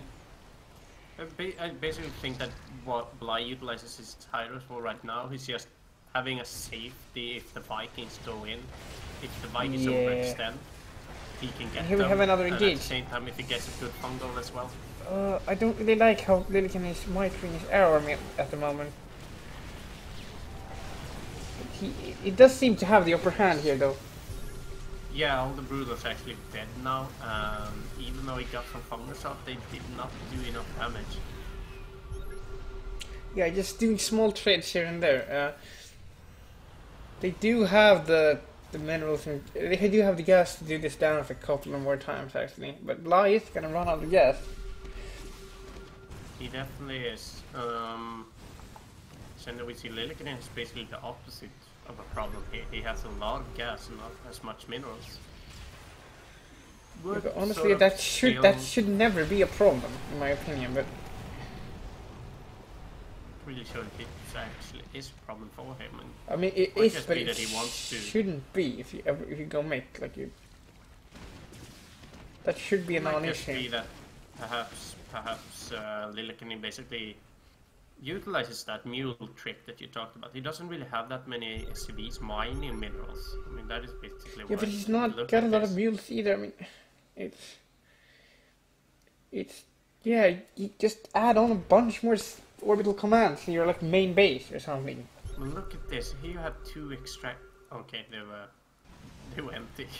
I was a bit surprised to see a hatchery by them and no extractors left. I was about to mention But- Brood War again, but I realized like Yeah. I'm not allowed. Not allowed. So another engage. Yeah, I mean, he's actually getting overpowered here now. Yeah, He's look- actually managing to push through. yeah, but that Also, I thought this is so hard actually to understand if players actually. yeah, it's hard to I- see because like there's a bunch of spells going down and just tides turning the so spells- quickly. Precisely, and the spells are sort of what's always making the difference, basically. But I still think that Blight could have overextended there a bit, or well, actually extended that the attack a bit more, and actually got a couple of more Thors. I think he could have gotten a few more units there. Yeah, and Lillekanin, gone what out are victorious. you doing? Why you don't have enough CCs? More orbitals. Get a bunch of orbitals. There's no reason not to. And now it's too late. Like he might actually lose the game because of this. Yeah, he is pretty low on minerals now, and he's actually. I have no idea what to say here. I mean, okay. Yeah, so we because have you three see, now he ultras dropped a down the bunch bottom. of mules and just skyrocketed his minerals. Like, Yeah, we can actually see a lot of workers actually just standing here. They actually didn't really even help out with repairing. I guess they started to repair, repaired it to 100% HP, and then just stopped. yeah. So, I mean, we do know that ultras are really expensive, but at the same time, they did what they should have done, and it's not like Bly will cry a flood of tears from losing those No. three. He actually saves one as well, so yeah, some good value. Basically, just exchanges Zerglings for ultras in the late game to pick up bases. I guess that's Yep. worth it. Holy shit, the laser is so fucking intense from this unit, by the way. I've never noticed before.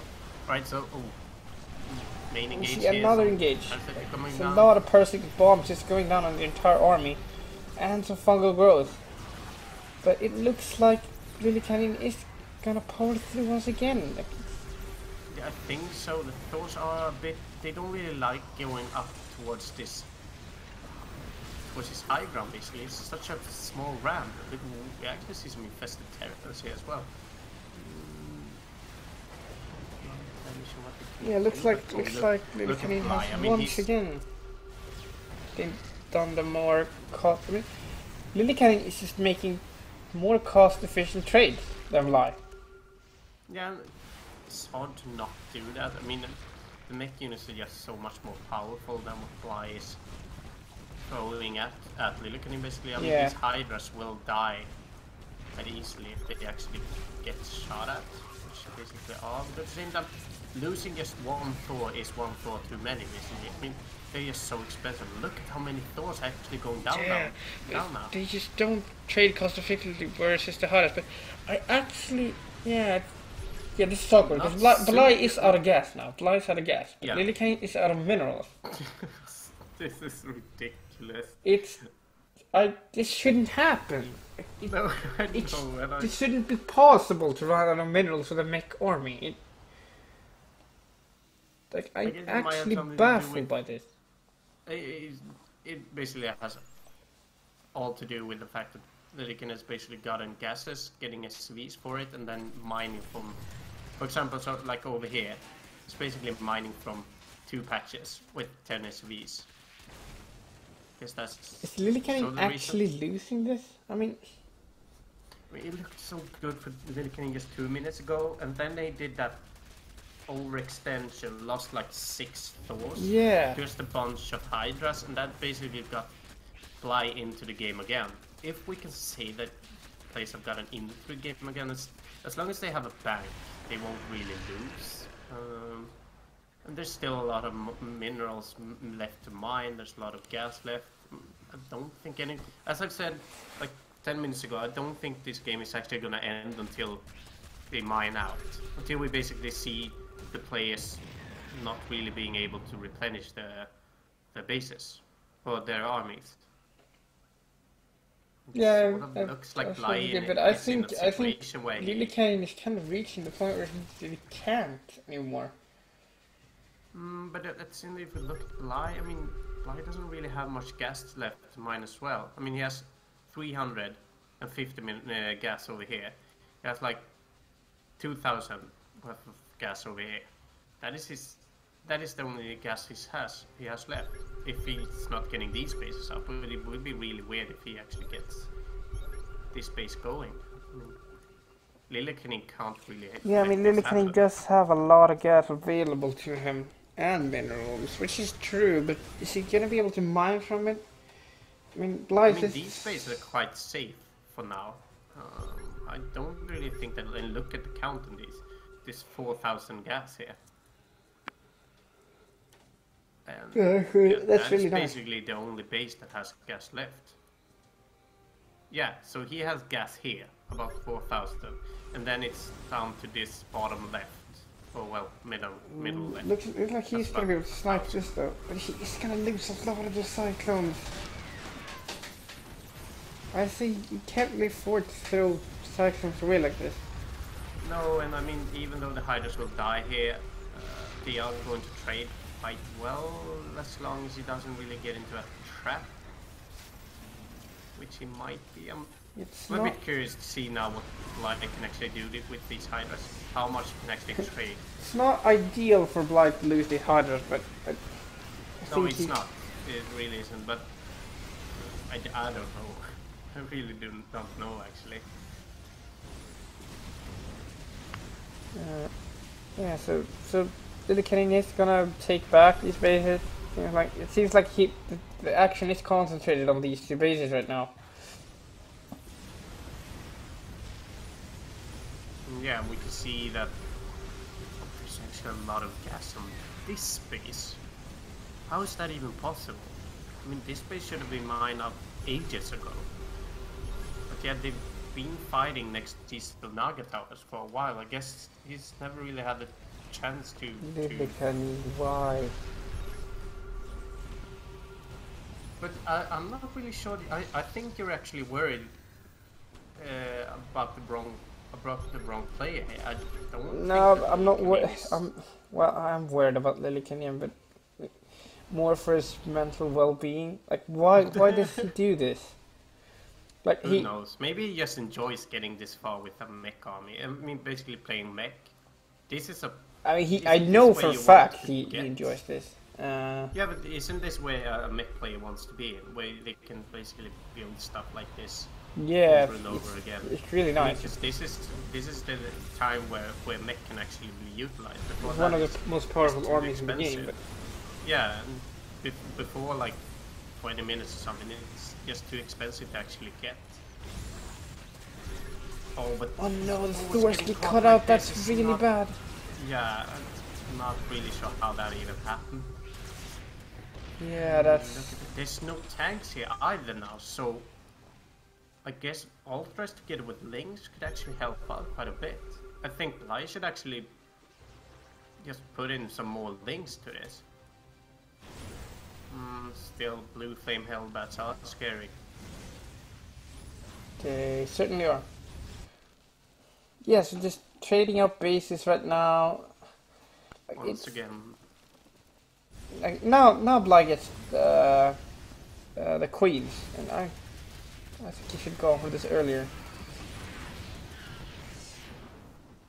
yeah, most definitely. I mean, I really like the queens in this sort of late game scenario. Like the The queen only is thing is they are quite beefy and quite hard to Yeah, control. I but mean, you they know- take up so much space. But yeah, yeah, but there's one thing, one little tiny detail, and you know what that is? transfuse. No, they cost only minerals. Oh yeah, but you were thinking about that. Yeah, but if we're going Yeah. for the mineral cost, I mean, I mean, it I doesn't matter. still He can would lose like all to of see them, links. and then just make more. It doesn't matter. still Hmm. like to see links though. Okay, he doesn't have that much minerals, to be fair, but No, it's going down now, and it's not that strange. I mean, he is mining out of his base. yeah, this game His base is is gone. this game is now slowly drawing to a close. Yeah, but And the reason I say that is because the banks are running low. Like there's no gas for either player really anymore, and the bases are slowly running out. I mean, this is a problem for Bly. Look at the gas counts here.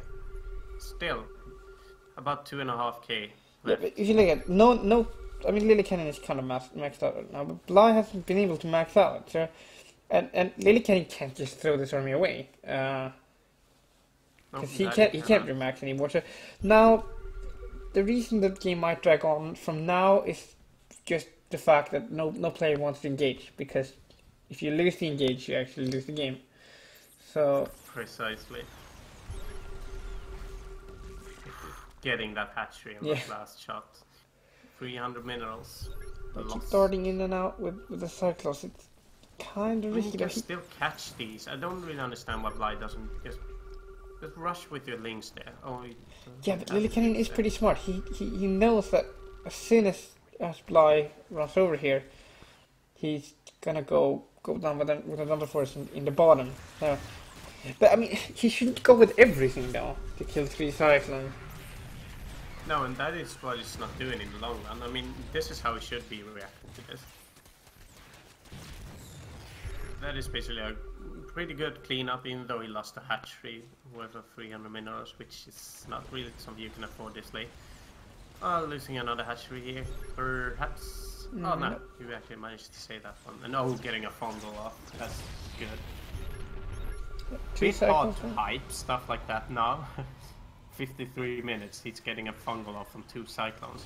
Yeah, but it's I know actually how to type a big idea. Oh no! Lillekanin flying in with his Disengage. liberators here. There's a lot Many of points. queens. Whoa, all of the point defense gets immediately shut down. No energy left from basically anyone. No, it was like 80 queens just firing. Yeah. Still, I didn't think that their attack speed would be that high, so they can actually bring them down so fast. Yeah, but it's Right, like so I have no idea. what Lillekanin happened. might How actually much did prevail Lillekanin here. actually lose? I don't think he lost that many units to that engage. no, I actually didn't. Not good. At the same time, Lillekanin is sniping the bottom base again, so Yeah, it's and losing drones. A lot of drones. it's not. Yeah, I mean, The problem as well for Bly now is that he's so invested in queens, but he has no real creep spread. And oh, I think this is actually going to be the final engagement Yeah. here, because Bly can't really back up. He'll just get funneled into crazy Titan- transfuses though. Yeah, precisely. Yeah, but it's And not gonna be enough. It's not The really any Dawn, I think. liberators left, and a lot of transfuses still left here for the Ultras. And look at how Oh my god, did how he just many transfuse his actually way getting- through that? it actually looks like it. He actually managed to No, get out, it's but barely the not Liberator enough. is still here. Because the Banshees... Actually, the Banshees just turned the tide of that battle. I would like to say that the Liberators did a whole lot against the Ultras as well. Yeah, I think... Bringing down their health fast. Right, so... What Yeah, but happened now there? he's... Lai basically lost all of his army. Yeah, and Um, Ultras are not he what has he no- needs right now. No, and actually as well, Blythe doesn't have any income left now. basically. No, and Lillekanin yet again snipes the base. It looks like Lillekanin is actually gonna win this game now. Yeah, I think that was basically it for Blythe. He lost that hatchery, didn't even manage to cancel it. He's at 17 minerals right now. He's distance mining from the gold base at Yeah, the but moment. he has no army. He has absolutely no army. And No army, a couple of queens and the ultra. Yeah, Lillekanin, don't throw away this. Like, don't throw your lead. I don't He think just needs to actually make have sure that to Bly worry can't about mine and he... It's that simple. Which he is doing a fine job of. I actually think that Lillekanin brought this down now. I think he actually managed to win. I'm gonna go out on a limb here now and say that I think Lillekanin got this. Yep, Lillekanin definitely got this. And we're just waiting for Bly to do one more desperate push basically. It's not To see if really he can gonna do some do damage anything. with it. No, there's the GG. GG. Alright, Lillekanin takes game number 3, it is, right? After That was 57 game number minutes. 1. No. It was. It was game number Oh 1. yeah, it was against Beasty. I was like, oh, this is the final game. Decided, holy shit, so this is game none. That Wow. was game number 1, ladies and gentlemen. Wow, yeah. Oh, I totally forgotten to actually watch the chat to see if there's any questions or anything. By the way, there's pretty much no way for Lillekanin to win. So actually, Shepard thought he had Shepard. no chance of winning. I guess you were wrong, Shepard. I don't really know how it could, I don't think there was any point in that game where Lillekanin had no chance of winning. I mean, it wasn't always looking great, but honestly, Lillekanin is just one of these players, one of these few players that can actually make it happen.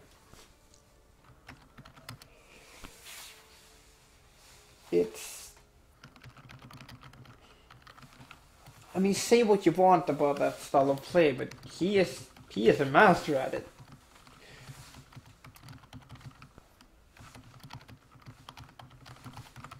All right, so yeah, actually got a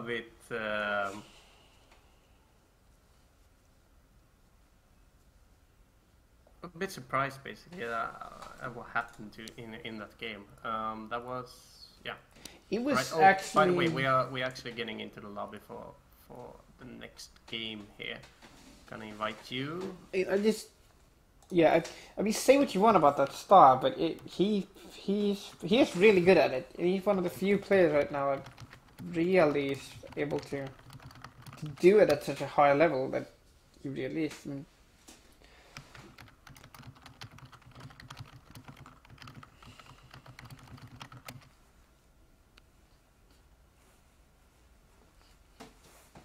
By the way, you actually got a tell here from Shepard about your bit rate being a bit low. yeah, it blah, blah. shouldn't be though. What's it set at? Because you need like you at 720 and you have 60 FPS. You basically need around 3K. Yeah, I'm thinking about it, but I've always. By the way, I'm just gonna get some water real quickly. Yeah, so my response to this, I've always streamed like this, and it should be buffering. I'm not sure why it is. While mindful is away, this game is starting, Game paused. but Lillekanin has paused it, and rip. Take TV was left out for Take TV. Yeah, we can't really forget about Take TV. I mean, the Germans need their StarCraft as well, right? Besides, they are really friendly.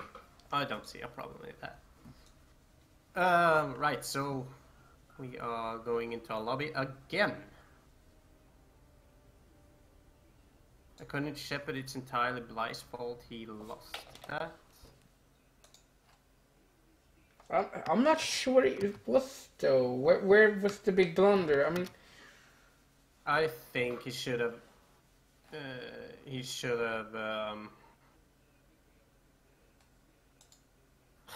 think he should have got. Accept the invite, dude.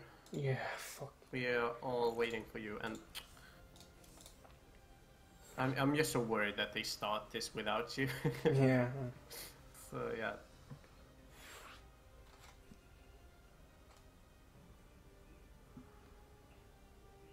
But why do they need? I've never understood this about real ID. Why do you need that? I don't know. It's not. I mean, it's not like I can join Bly, for example, just by having him on my friends list. But I don't actually have him on real ID. I have that on Snoot, for example, but it works. It works on both players. I mean, I can join both Oh games. god, I gotta find you. Yeah, I'm actually didn't go to the right, bottom right corner. Are you done it now? Yeah, I'm. Okay, yeah, I found you. Okay, good. All right. So in the bottom right position, playing as Zerg once again. His name is Bly. And his opponent in the green, in the top left, he is Lillekanin. Yeah, so Yeah. we're definitely September. not gonna see mech on this map. At least. I might actually not see a game that goes on for 60 minutes either. A map where some cheeses do occur, some early aggression. This is a really aggressive map.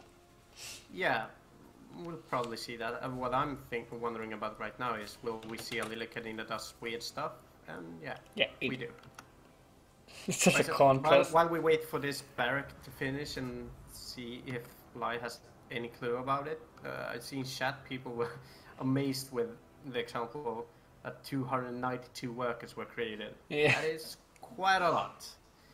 Looks like Light is suspecting something. He knows this is Lillekanin after all. I guess. But that seems that this is sort of a pretty common way of scouting. You put one towards your base and you have another that goes by the side towards the turn main.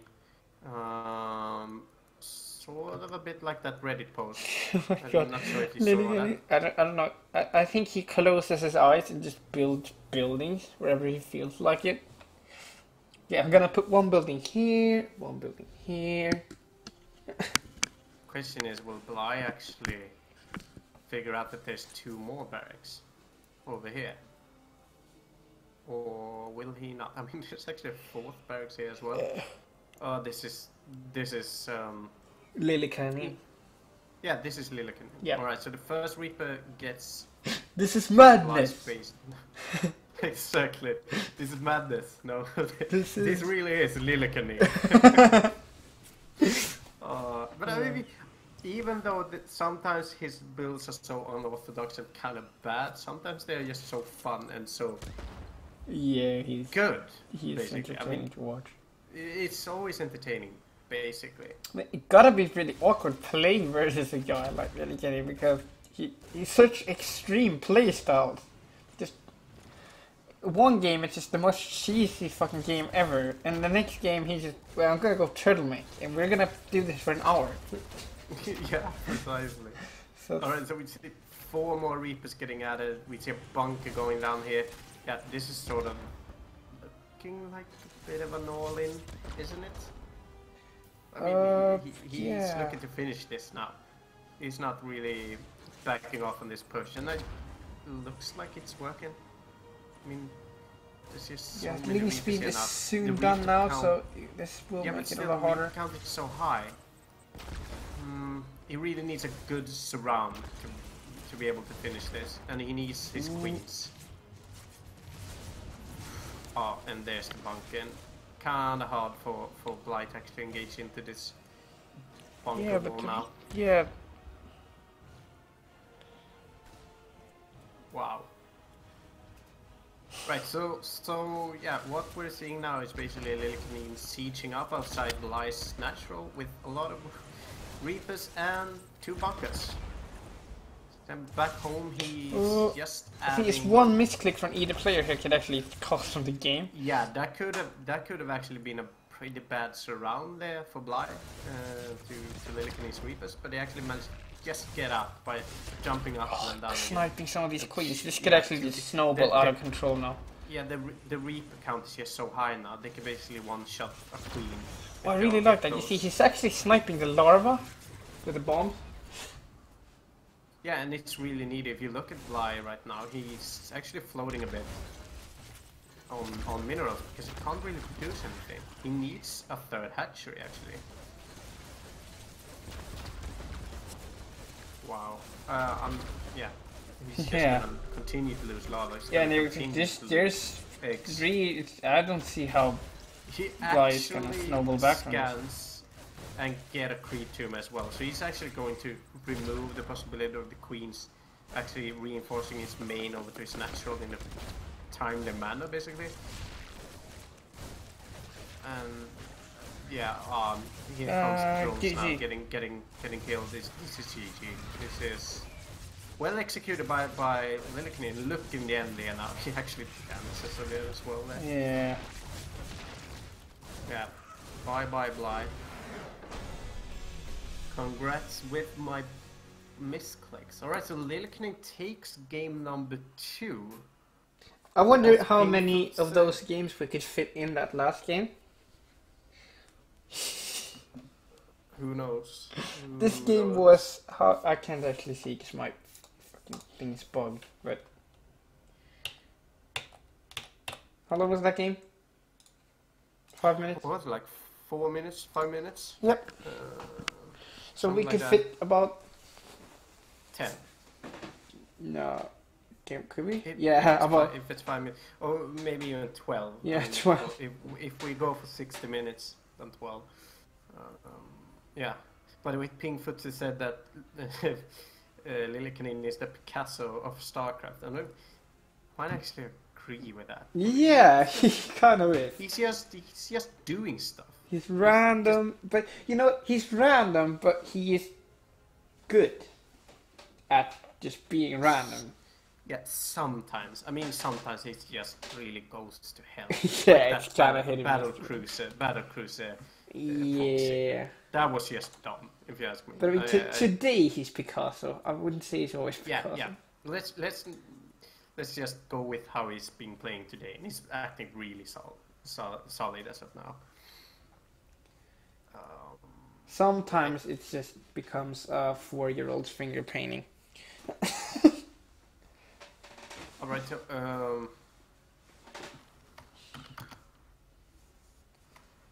Mana 2-0, I think. 2L1, 2-1. Alright, so if I am not entirely mistaken, this was also a best of 3, and we are going into a best of 5 now. Against who? Mana 1 against whoever it was. I'm actually gonna watch the bracket now. It could be a good thing to actually pay attention to. It was Mana versus Soul, 2-1 for Mana. So it's Mana versus Lillekanin in final. So, yeah, this is a best of 5. If I'm not entirely mistaken, I'm going to ask for... Yeah, Mana actually asks the exact same thing in general. So just gonna see what they answer him. Yeah, so it's a best of 5 between Lillekanin and Mana. Protoss versus Terran. So vetoes are going on right now. In the meantime, we could, I guess, talk a little bit about some general stuff. What do you think about that, Robla? Some general stuff. Yeah. Oh, by the way, Pinkfoot said, thanks for throwing in that follow. Really appreciate it. It's really hard to keep attention to. We really need a name for our followers. Should we just call them the Vikings? What are we supposed to call the guys that actually joins the clan then? I mean, the clan is separated from the stream, I know. At the same time, it feels like they should be the Vikings, right? No? maybe not. I mean, at the same time, you do need to have a name for your followers, like PewDiePie has, for example. Bros, whatever it is he calls them. Yeah, So I guess we bro. should we just go for Vikings? Yeah, I think that's good. The Vikings. Alright, so welcome Viking to Welcome Viking to the TV. Vikings. Pinkfooted, our newest Viking. Whoa! Alright, so that hype though. That hype. Right, so we are still waiting for the videos. We could say that at the moment tonight you're listening to your main man Mindful here, keeping it straight, still streaming, still casting. And my partner in crime is... Robola. Who Yeah, is just... the guy with the funny cat, is what I like to call him. He has a cat that sounds almost as funny as the cat that says, "Oh, long Johnson."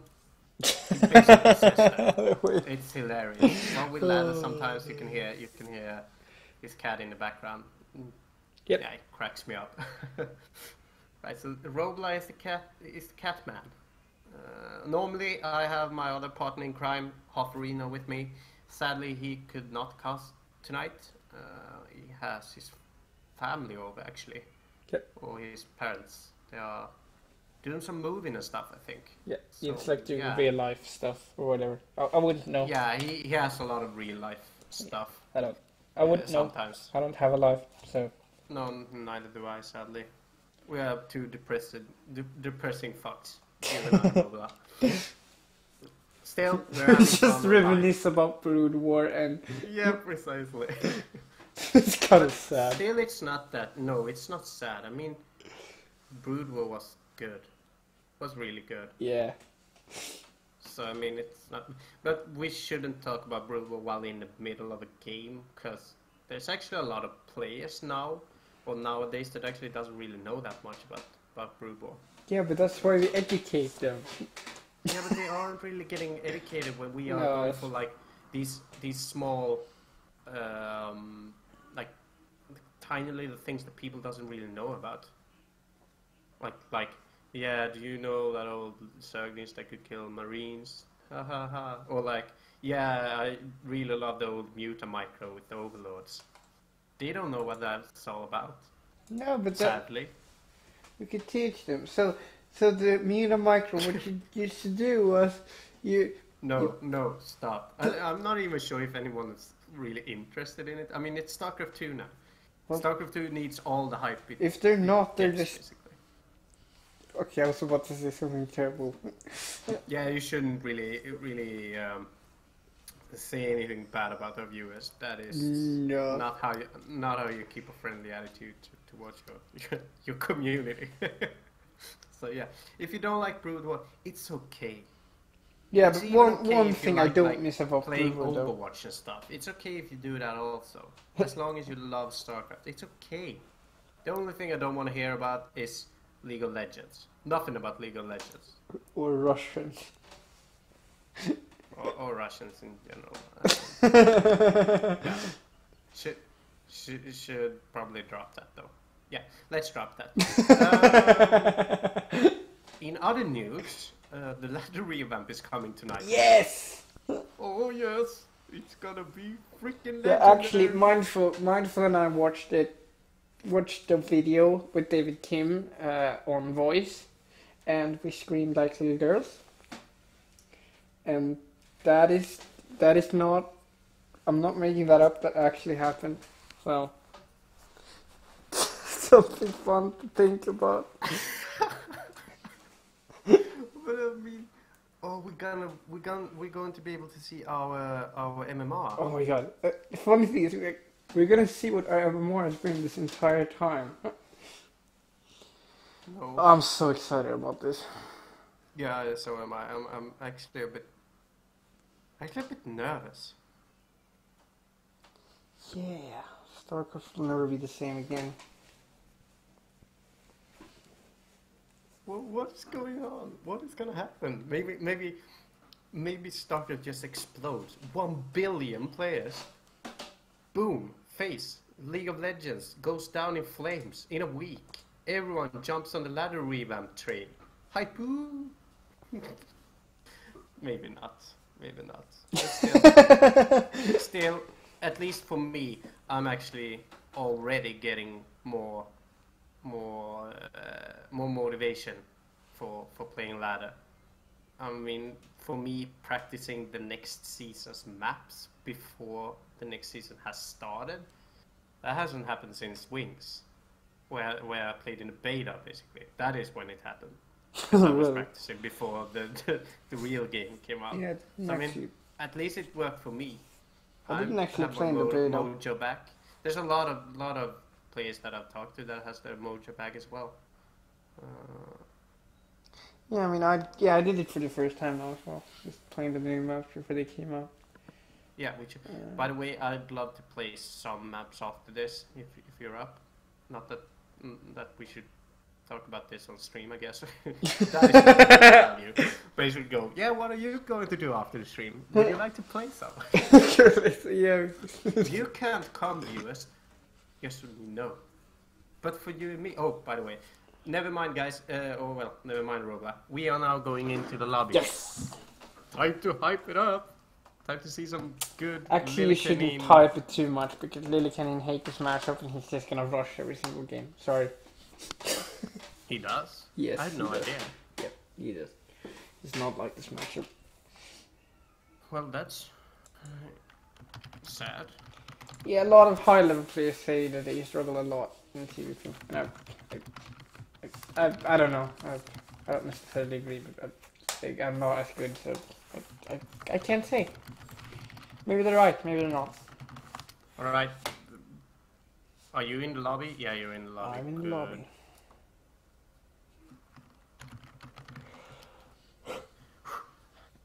Damn, I'm getting so stressed about this. Whew.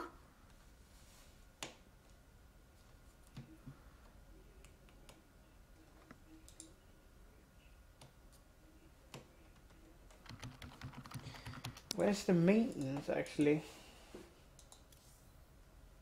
Who knows? It should be sometime tonight, probably.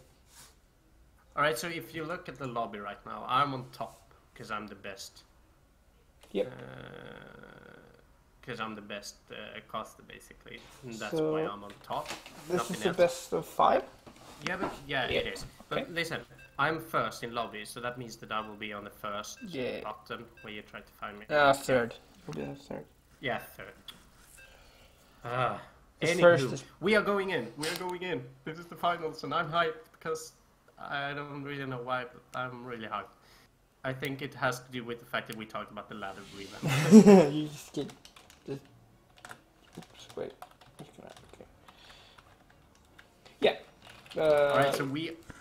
Yeah. Alright, so we are going in for the finals here, guys. It's a best of 5, starting with game number 1. In the bottom right corner, we have a Liquid Mana. And his opponent. In the top left, we've been following this entire night. He is Terran. It is Lillekanin. He's going gas first. Oh, yeah. So The what gas kind of first. proxy do you think this will be? Well, I'm, really sure. I'm not even last gonna time hide I it. missed. I know this will be some sort of proxy. Yep, here we go. That's the SCV that's gonna build a proxy. What do you think this? I mean, isn't this SCV going Yep. out a No, bit too late? he's gonna build a proxy. Yep, here we go. Alright, so this still, isn't this a little bit late for like No. those early proxies? Nope. No, Here comes no, the 'cause he's proxy. gonna get a factory. Yep. He's not gonna get a barracks this time. Well, he got a gas, so no. Look, he's going for the SCV. He's not going for the SCV. He's actually gonna scout. And the question now is, will this throw Lillekanin off in his general cheesy proxy strategies? I don't think so. Yeah, there's the factory. So I was 100% correct about that. We can see another gas is getting added. I guess he needs that because he needs some more gas income, basically. He is adding a marine. We do know that Liquid Mana Okay. has seen the lack of buildings basically. I just want to say one thing. If this is a proxy store again, I'm losing faith in Lillekanin, because I mean, last stream, I don't know what tournament that was, I casted, and he did this thing 3 times. It worked none of the time. So if this is actually a proxy store again, I'll just... Whoa, look at that turn that Liquid Mana actually did. He basically went up here and then just decided to, boom, I'm gonna go left. And in the nick of a second, as soon as he was about to turn, he saw the factory. And now he knows about this. Yep, here comes the proxy store. Does he Yes, actually that's have the an only armor? thing I that he can didn't get, know if he right? has. No. I mean, what else could it be? No, it's proxy cyclone. Okay, Cyclone. whatever. I guess Cyclone's good. Who still a stocky going up this quickly. I think he's actually gonna get that tech lab before Lillekanin can queue up another unit. Yeah, At the same time, getting that marine there actually buys him enough time. Yeah, he's actually gonna get a second cyclone here if he wants to. yeah, but I mean, if you kill the tech lab, that doesn't actually cancel the cyclone.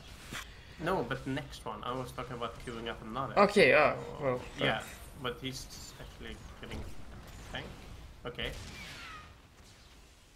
Right, so by the way, I really love the fact that Sinistro is actually on the players about them utilizing the Game Heart mod when creating lobbies. We usually never get to see Game Heart mods while casting Go4SC2, but he's being quite good at actually just telling the players to do this. Because as you could see right now, we got that worker kill count to the bottom left. Yep. Maybe you missed it. Anywho, that is such a good thing to have. Yeah. The same goes with the upgrade notifications. Like yeah, it's that really one, nice. just It's really right. nice. Yeah, it's really nice, and I just wish the players could always get this. Because it's sadly not the casters that can decide that. It's basically the players, because they are the ones that are setting up the lobbies. Yeah, so Lillekanin is just gonna siege this natural here, and Mana Yeah.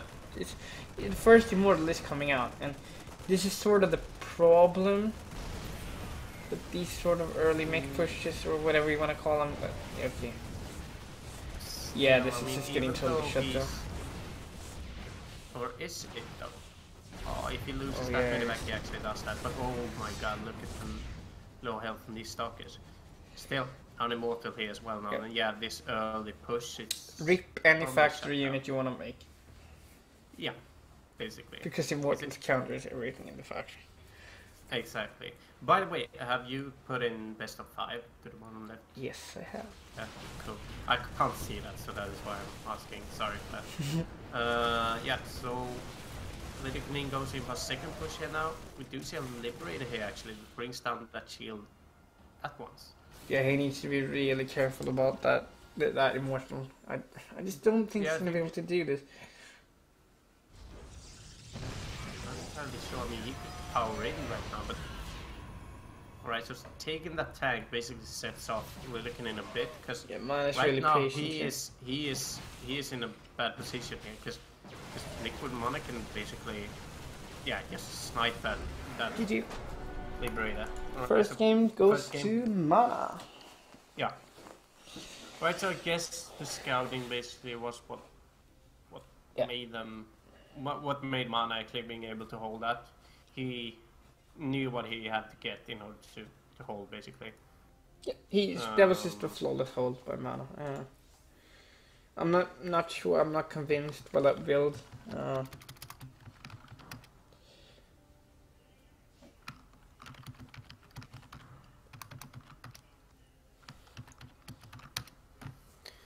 Not really sure either.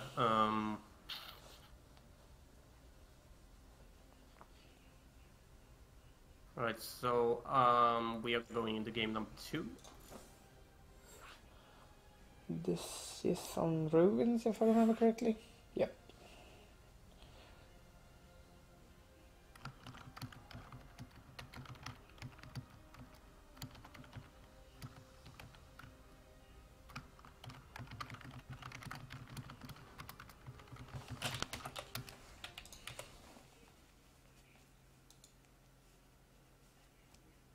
Right, the first game goes to Mana for shutting down that early proxy. Do you think that Lillekanin is going to have the balls to do it again?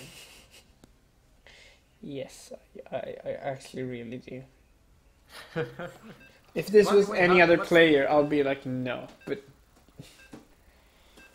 I've not seen him play standard in this matchup once. I've never ever seen him play standard, so I don't know what his standard build would be. I mean, well, I guess it was sort of standard that third game against Bly. Or was it the first game? Whatever it was. Yeah, that first game. Well, have you found me? I'm waiting. Okay. Alright, so in the bottom right position, playing as a red Terran, his name is Lillekanin. And in the left corner, playing Protoss, it is Liquid Mana. Right. So gas Gameplay. first again from Lillekanin. The question is, will we see another? Like, I don't think he's Barracks gonna down go for the same proxy cheesy build, but It doesn't really look like he's actually adding a second gas already. yeah. So, I mean, I don't know. It could be so many things. I mean, it's not standard though. See now Lillekanin's proxies SUV goes out. Probably gonna add something, or yeah, it is. Yeah. But what is he going to add? Factor. Yeah, it sort of looks like that, doesn't it? Couldn't Getting two gases, getting a barracks, and nothing the more. only thing it could be. I mean, Yeah, precisely. I mean, why else get two reactors? this is that my fast? proxy engineering bay, guys. It's really good. So fast, +1 ranged attack. Yeah, they'll never see it coming. Precisely. Oh my god, these marines are so tough. But he doesn't have an engineering bay. How's this possible? Approximate it, bitch. Right, so the funny thing now is that... No, he doesn't see this. Mana is so paranoid though. Yeah, because he Mana went everywhere, but he actually never went down here. So actually just left... This is basically the best place to place a proxy factory without going on the other side of the map. Yeah, I'm a bit surprised that Man actually didn't think about scouting. I actually think this is more of a proxy target. Is he actually gonna make Banshee? I think he's going for Force this time. I think No, he's not. going He's Banshee. gonna get some Banshees. So, yeah, what's he going to produce out of this factory now? Is he... Oh my. Oh, Widowmine. It's nice Okay, so to- we will see a Widowmine. No. Is that going for No, you some kind won't. of defense? No, Some Widowmine push is to get just it with good. the- He'll just be safe. Maybe he's actually adding that together with the Marines. I mean, Widowmines are really nice photos. They keep you safe in the early game. I think he's going to utilize the Widowmine together with the Marines just to push at the front, and then he goes with the Banshee towards the main, sniping probes, Yeah. basically. Yes. Alright, so he sees that Widowmine running away.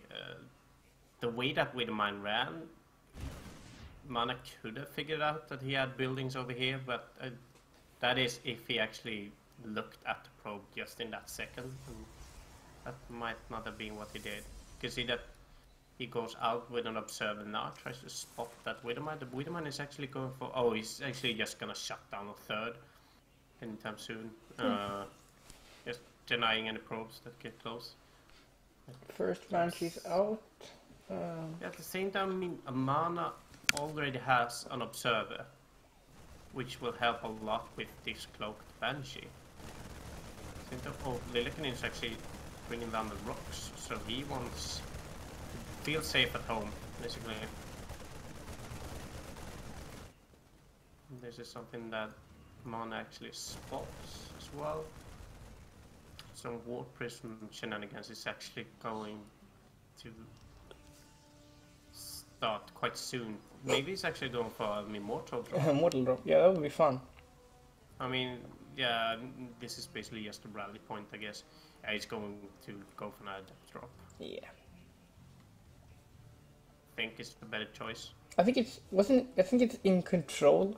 Like, he thinks immortal drops are the coolest thing in the game. I mean, it actually is. I mean, that micro with the immortals are quite entertaining. I know one fella in our community actually loved to do that as well, and all played against each other. Just because of the fact that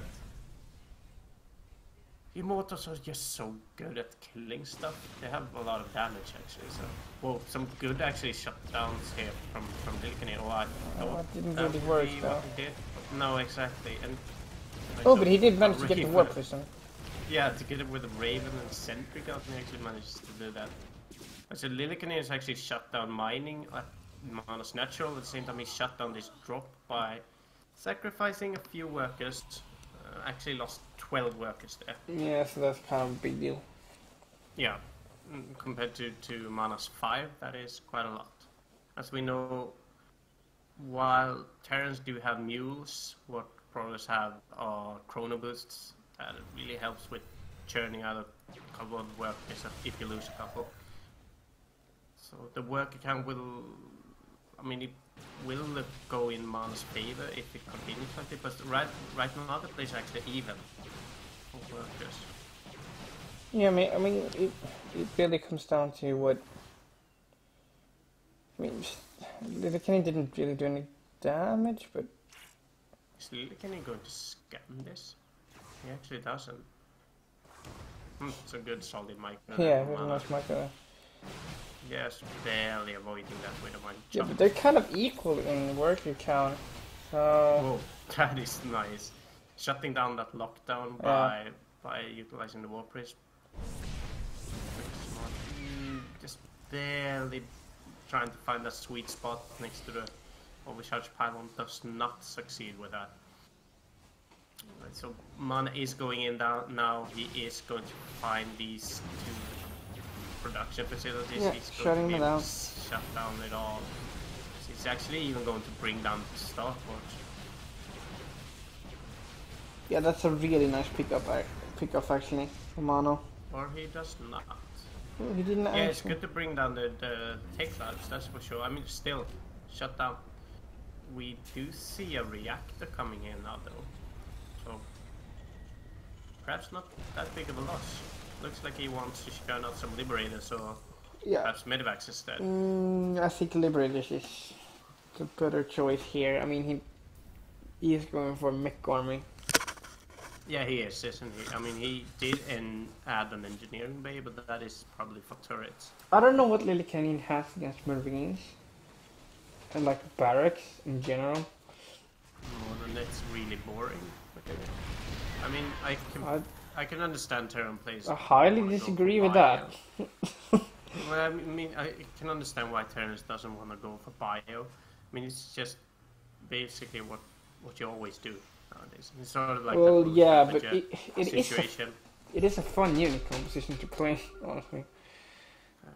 I hate it. Well, I hate facing it. I mean, talking about a boring unit composition, Road Ravager is probably the most boring thing to play under the sun. Yeah, I would love to see Lynx and Blinks be more viable. Yeah. That is for sure. Yeah, I agree. I totally agree. It makes for I'm so... not a roach guy. I never really enjoyed it that much. Well, I did enjoy it in Wings when it was a bit tanky. But I mean, just the way you bit split better at killing with bio and drop with bio and like, it's... Yeah, there's a lot of stuff you can do with bio. That is true. Like, it's not Road Ravager, it's like, what can I do? I can A move and maybe burrow move when that rarely Okay, happens. you are really oversimplifying this. Mate, you need to at least try to not sound so biased. But I'm not Holy biased. I'm saying it's a boring unit composition. It has nothing to do Yeah, with and like. then you added a few other stuff to it.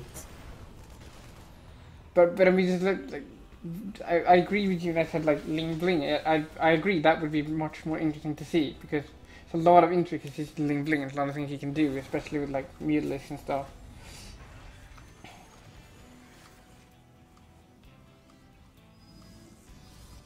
I guess.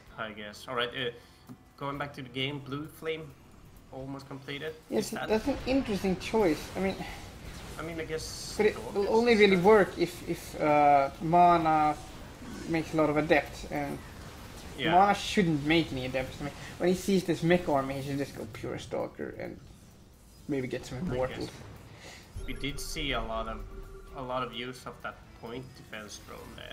I mean, he actually got a couple of stalkers extra because of it. I was just about to Still say, lost why did he all get of that his adept? tanks. But I actually really like that because he just uses the adept to scout out the army. Yeah, I mean, especially on high levels like this, usually you don't really get a observer that you can like scout with on top of your enemy's army. They will basically always see that and scan it. So yeah, really valuable to just get that adept, just to shade scout. Yep. Guess it's Nice touch. yeah. Ooh, we have Precisely. Tempest coming out now from Mana.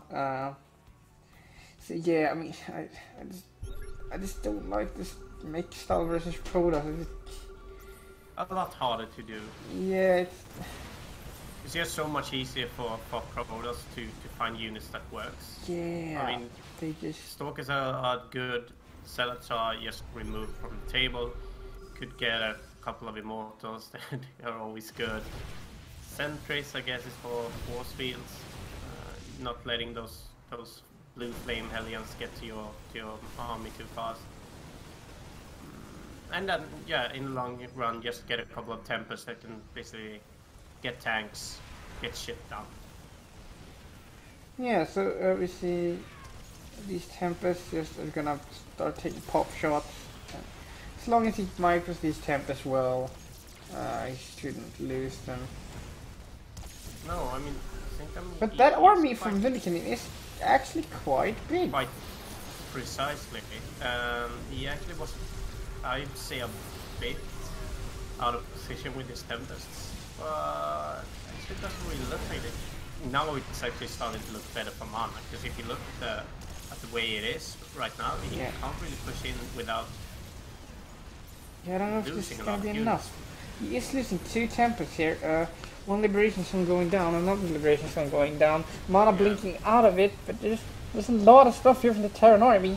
Getting Will he Mana actually be able liberated. to do this? I have no idea. This is really hard to say. It actually looks like Lillekanin is bringing down the remaining the mana forces here now. I mean, this Liberator basically killed all Yeah, the but he's Immortals really in the going end. all in. He's bringing all the SCVs. It's just going. I guess that is what he should do. I mean, Mana is losing so many Tempests now. as Yeah, well. he lost another Tempest. Oh my. Well, so that brings it 5 in total, I think. 3 Adepts actually back home, killing a couple of workers, but I think we should still just focus on this main army here. 2 Tempests over here that does stuff, basically. Other than that, I mean, there's actually not a whole lot of army left here for Lillekanin. There's just a bunch of workers instead. And besides bringing the workers to deal damage and heal your units and acting as a buffer, they're actually not even mining now. So This is really Lillekanin wonky, has but I think it's gonna come down to he has no way to deal with this Tempest now. Really. no precisely, but look. He has some income- Cyclones, but I mean, income-wise, the players actually didn't have that much of an income while Lillekanin sieged the natural there. So Lillekanin just sacrificed. Well, he actually has more workers than Mana. yeah, I mean, even though he sacrificed it, I think he pulled that from his third, basically, where the adepts was. I don't think he lost too many workers there. I think he pulled that out of his ass. Did I just say that? No, no, it just sounded like you were gonna say it. Oh, He just pulled that.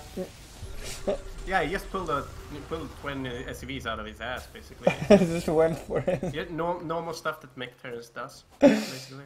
Yep. Pretty Just much. normal magic tricks, normal mech magic. Um, The Tempest dance has begun. We start sniping a couple of workers here. Won't we really be allowed to stay that for that long? It kills no stalkers. still, that the range from the Cyclones with lock-on, damn, that's immense. Actually. Sure is. Okay, so what do we have here now? We have 4 Tempests, a couple of Stalkers, another Tempest getting added. Protoss on 4 base. Yeah, not really mining that much from them. I mean, it's basically started now. It's not really well saturated. He has 3 probes over here that is just standing around. And he actually loses one of the Tempests this early. And another Tempest is going down. Same time, he has invested a lot of resources in Lillekanin has been able to scramble up quite a nice Viking can here, actually. Yeah, the only problem is that if... Well, I can't really say. I mean, it's so hard for me to these Tempests are going down now. Wow. Yeah, and now I think this will start to get a bit harder for mana. I mean, looking at Lillekanin's army, he has a couple of mines that can deal with Stalkers that are getting added right now. Besides Stalkers, there are not too many units left. Cyclones pretty decent at dealing with Stalkers. Mines are generally just good at bringing down health and stuff. This Thor will basically be what decides who wins and who loses the engagement there. Yeah, we He can't. actually snipes it, but whoa, a lot of damage from the Cyclones versus the Stalkers. Yeah, you know, Mana What just the lost a like whole bunch of probes up. Because he evacuated his probes up to the base above here, and he lost all of them. So Exactly, and yeah, there goes that 4th. Means if you look at the income weird. at the moment, Mana is actually down by 300 minerals. In the long run, Lillekanin will actually just power through this by having a better income, basically. And yeah, he's just gonna lose even more workers now. I think this game is going to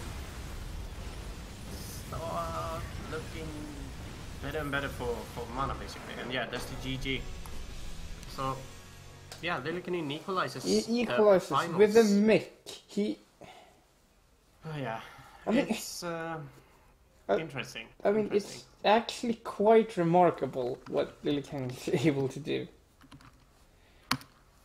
Indeed. I mean, playing mech versus Protoss on this high a level, it's impressive. It's really impressive. Right, I'm going to check that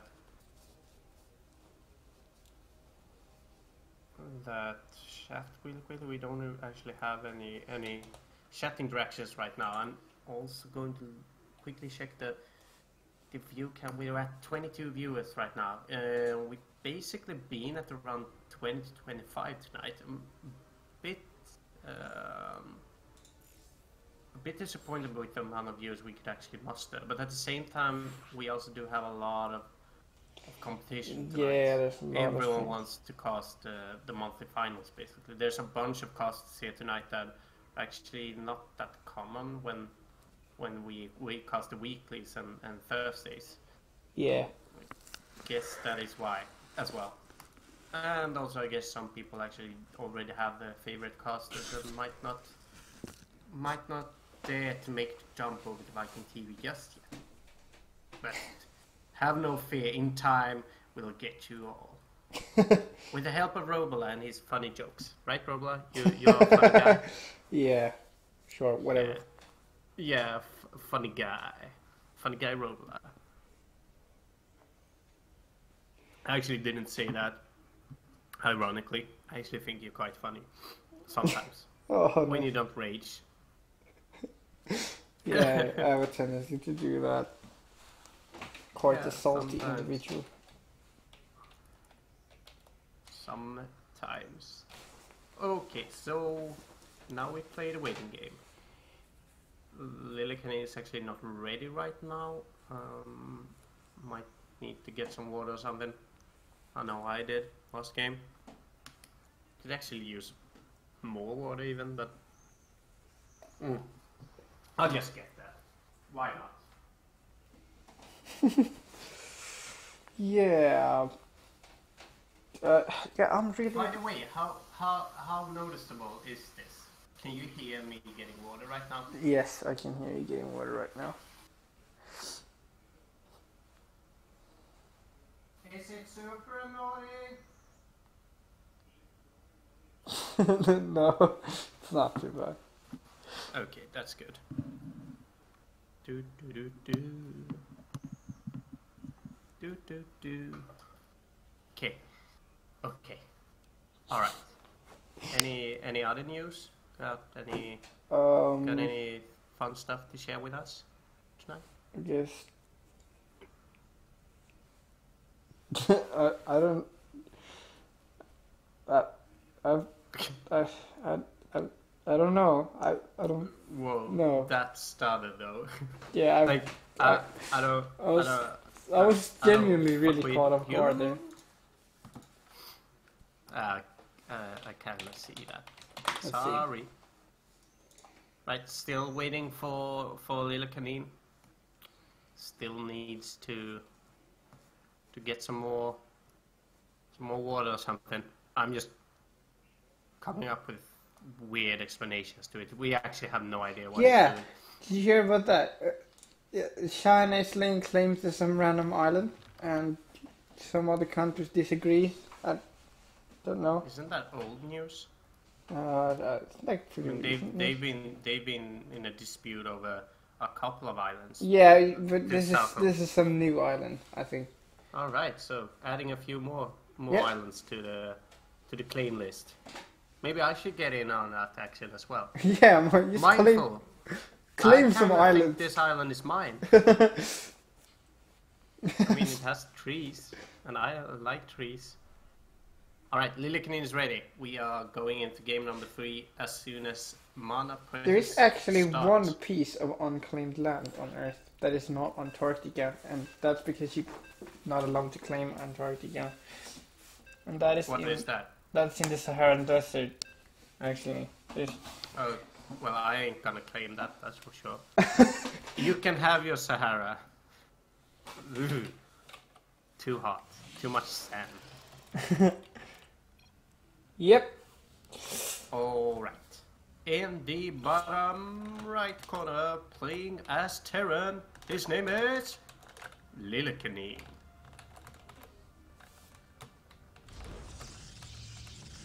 Yeah. And in the top left, playing Protoss in the blue, it is Mana. Mana, you say? What The are guy you with a doing? huge mana pool. Yeah, I was just... I think you're totally actually the going first clockwise. one to make that joke ever. No. You think it's that bad? Yeah, I think you're the Fair. absolute.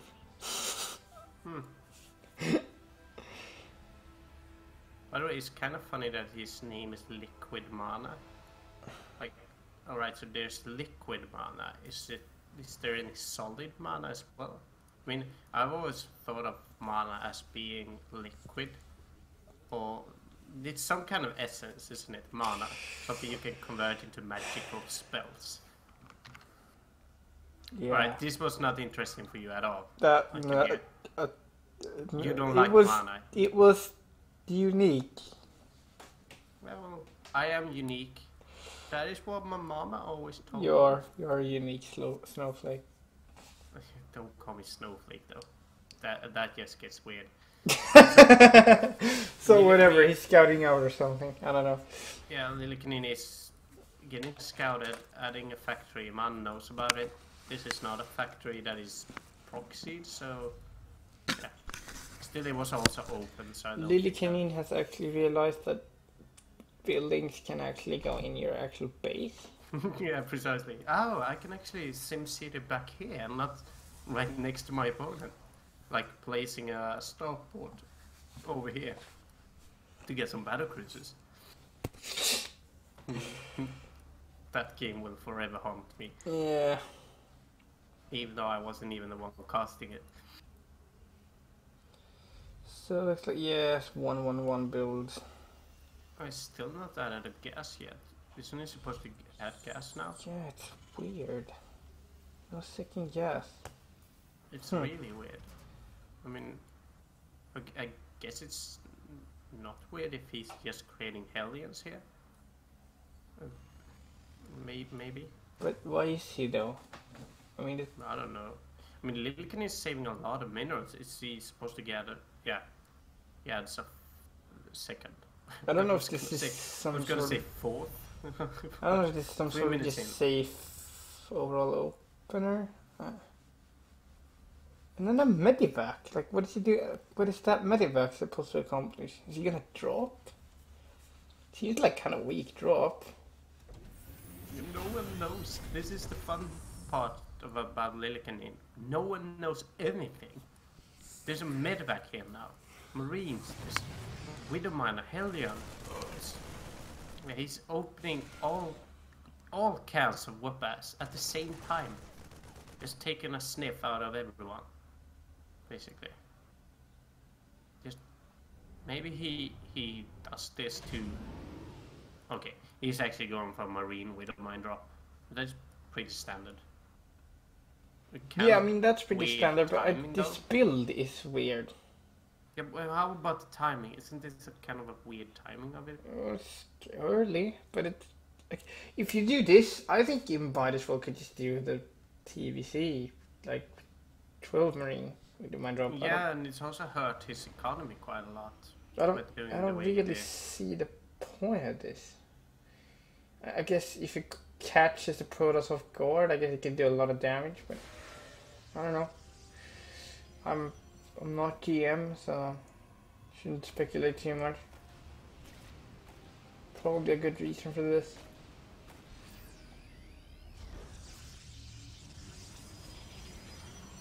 Yeah, because the double like the 12 Marine drop hits at roughly the same time as this, maybe a bit later, but that's a lot more Marines. So I'm not convinced by this. So what happened there was Lillekanin got 2 Mana is workers. pushing the front. Oh, I was wondering where his army was back when that got dropped.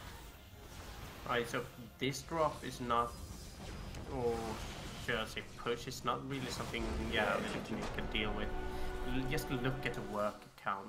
He was down to, he was at 28 drones or SCVs when the mana was like 35 or something. Yes, I think this build was weird. I think if he wanted to go for drops like that, he should have gotten. Yeah, He Mana should, is he should have just built differently. yeah, Mana is just such a solid player. He doesn't fall for stuff like that. Yeah. He just scouted it out and was like, okay, well, I guess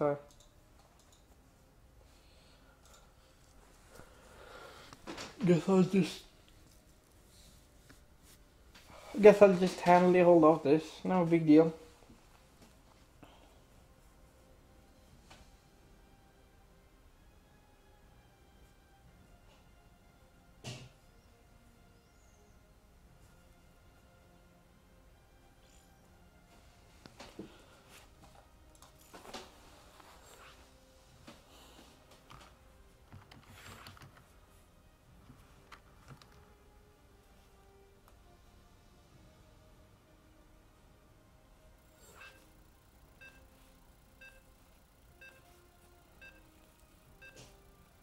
Alright, let's go. Yes. Fourth game. It Mana might be the up. deciding game. Might also be the equalizer. The game that equalizes the score. Who knows? Dusk Towers might see some macro plays. Still, we are looking at Lillekanin, so we have no idea. Might see rushes. We might see proxies. We might see a work all in. Who knows? You ready?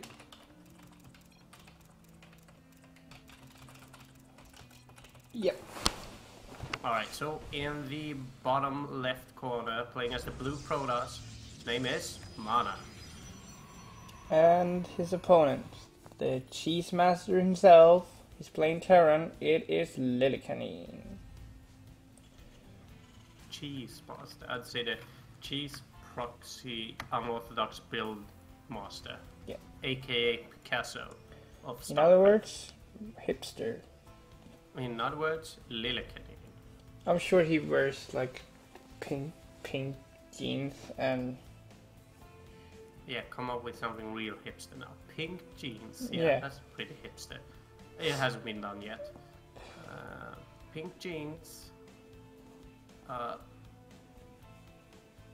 the yellow shirt and and, yeah, a Manchester cap that is cyan. and or here comes the turquoise. hipster proxy. Question is, what kind of proxy will we see? It's not. It can only be a factory. I mean, what? I guess this time he actually locks this down before mana arrives. I mean, also, I know you try to hype it up and be like, oh, what kind of proxy will he do? But I mean, It's going to be a factory. We can still hype it up by saying, okay, he's actually gonna add a starport later on. There might Okay. actually be banshees. Then really weird. That's kind of a weird. what else time would you to- get from a proxy starport? We ain't gonna see any battle cruises, right? Hope not. Well, for the viewers' sake, yeah, it would be entertaining to watch, but I would like to see battle cruises, but I would like to see it actually work so we can get a fifth game. Oh, look at this. Man actually scouts it also. So he no. just stops. Actually stops that patrol move and moves out with Marines. Alright, so I guess he didn't lose that much out of getting scouted. What he is losing now though is momentum when it comes to getting a good eco. I mean, Yeah, Mana it's- has his second up. He is saturating it as fast as he can, and he also moves up with a stalker to get probably some scouting information done. Yeah, I mean, he scouted that proxy. Ooh, There's okay. the fusion core, So BCs, I guess. or perhaps a liberator range. Yeah, I mean, I've seen that too. It could actually But be. if you get a fusion core over here, shouldn't you go for battle cruises? I don't know. guess. It could be. I mean, there are some like really exploitive spots for liberators on this map. Yeah, on this map, exactly. That is so true. So I don't know. It could be that, but it could also be battle cruisers because it's Lillekanin. So I'm not saying for sure. I have no idea. But see, I'm just gonna bring up Reddit again because I think there's so many fun stuff that gets posted there sometimes. You saw that wheel of cheese that Protoss Yeah. has. I think that Lillekanin has made his own wheel of Lillekanin, and he just spins it. Yeah, like before the game, he spins it, sees, oh, I'm gonna do this, but then something happens, like he got scouted there, and then he just spins it again. And then Liberator range something it new. is. Yeah, exactly. Then he goes for that instead. Like, yeah. It- Because he can't really pull this shit. Yeah, but, okay, that's. I somewhere. didn't actually say liberator range it is to the spinning thing. He's actually going for liberator range. Yeah, I know. I actually thought that you... Because when you said it, it was already up on the production tab. Yeah. I thought you might not have seen it. Oh, yeah, I Yeah, so this is gonna shut down mining for at least a little while. yeah, until that... Because this will be reached by that overcharge, actually, until he gets... Here we the see railway. the frustration push from Mana. He's like, fuck, can't deal with this. Let's just go. He might actually do that. Three adepts here will probably get put by the natural. Yeah, perhaps, this or is he not actually easy. just I gonna- need to push to hold. There's a lot of marines here though, so. But just Mana get has like an such adept good get micros. vision. Actually, Yeah, that was really good actually. It's actually ridiculous how good this micro is. I'll have to agree completely. That was really solid. No, don't stand in the liberator zone. Alright, so that first Liberator that's trying to help out isn't really accomplishing anything right now. Managing just walking away from it basically, and yeah, Lillekanin is losing workers one by one, but at the same time he actually has control over the ramp now, and that helps him out. I mean, he's going to be able to utilize the Liberator a lot better now. Yeah, definitely. Yeah. The question is, do we have any transportation devices available? Which we did. Especially if we can live Well, this might that prop. Ooh, the warp prism almost goes down. That would have been so big. But yeah, here comes the second wave of warping, so I think this will be really hard for him to actually hold. Yeah, he'll lose a lot of work. workers here now. Still, he is losing the warp prism, which shuts down the push. Yeah, he will actually hold this for now at least. Look at the amount of workers now. 22 lost for Lillekanin. Only 9 have been killed for Mana. Mana's actually only lost 9 workers, is what I'm trying to say. Yeah. So, yeah, looking grim for Lillekanin. I'm not entirely sure how he's supposed to get back into the game. Yeah, apparently Raven is the answer. I'm not sure about yeah, why not? I mean, that's a natural choice. When behind Raven. that. No, that doesn't work. No. When Maybe not. in... No, I'm trying to When find in something that doubt. rhymes with Raven, but I can't find anything. When in doubt, centuries. No. No, I can't do this. Yeah, this is looking No, good for when in doubt, Lillekanin now. scout. Yeah, against Lillekanin, exactly. On their sport. GG, well played. That was an interesting series, I think. Yeah, I actually. I'm actually gonna use that. When in doubt, scout. That's really fucking good, actually. Damn it! Why didn't I get that? I wanted to have that. It's too good. My thing. You already have. I will never lose to a. Frack it. Never mind. All right. So Mana takes game number 4. He wins 3-1 against Lillekanin. I am actually impressed with Lillekanin. Yep, To be me too. honest, I even though he still has a couple of builds that aren't really working out, he's testing out new stuff, and it's freaking entertaining to watch. It really is. I'm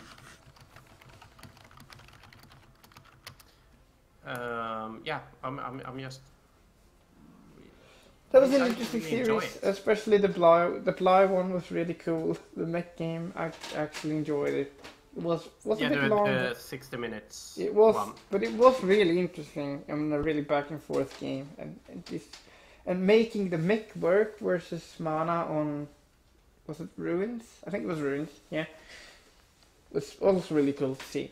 What Lillekanin he's an innovator. That's for fucking sure.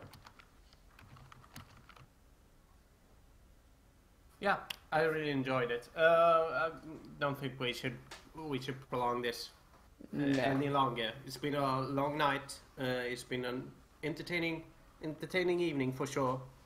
Some minor technical difficulties in the start. Yep. Not too much. I mean, it basically all worked out.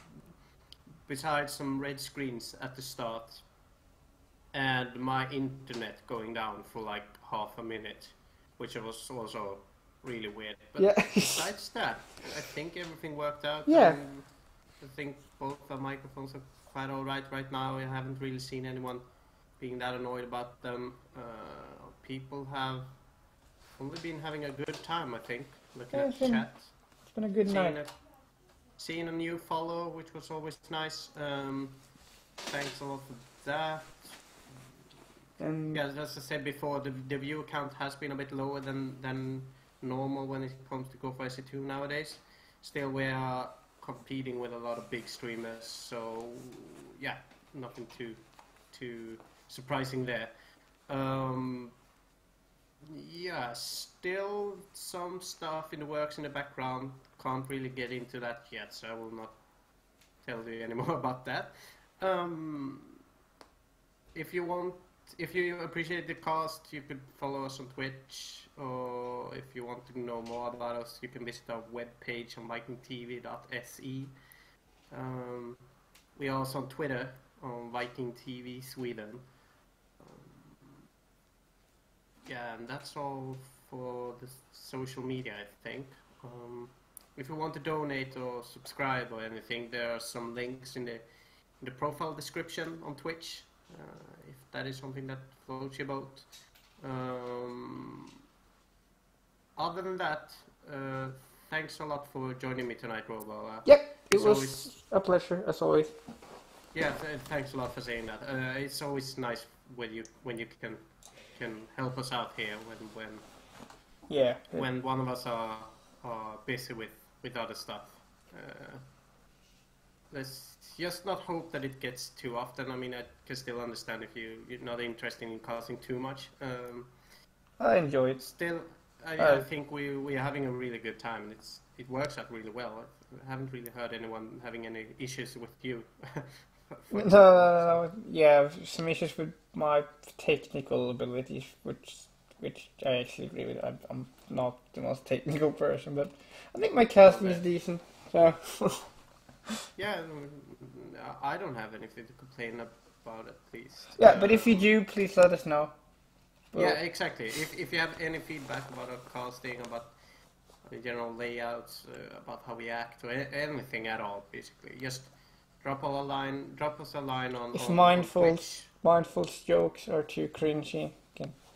Yeah, just be silent then. I will never stop.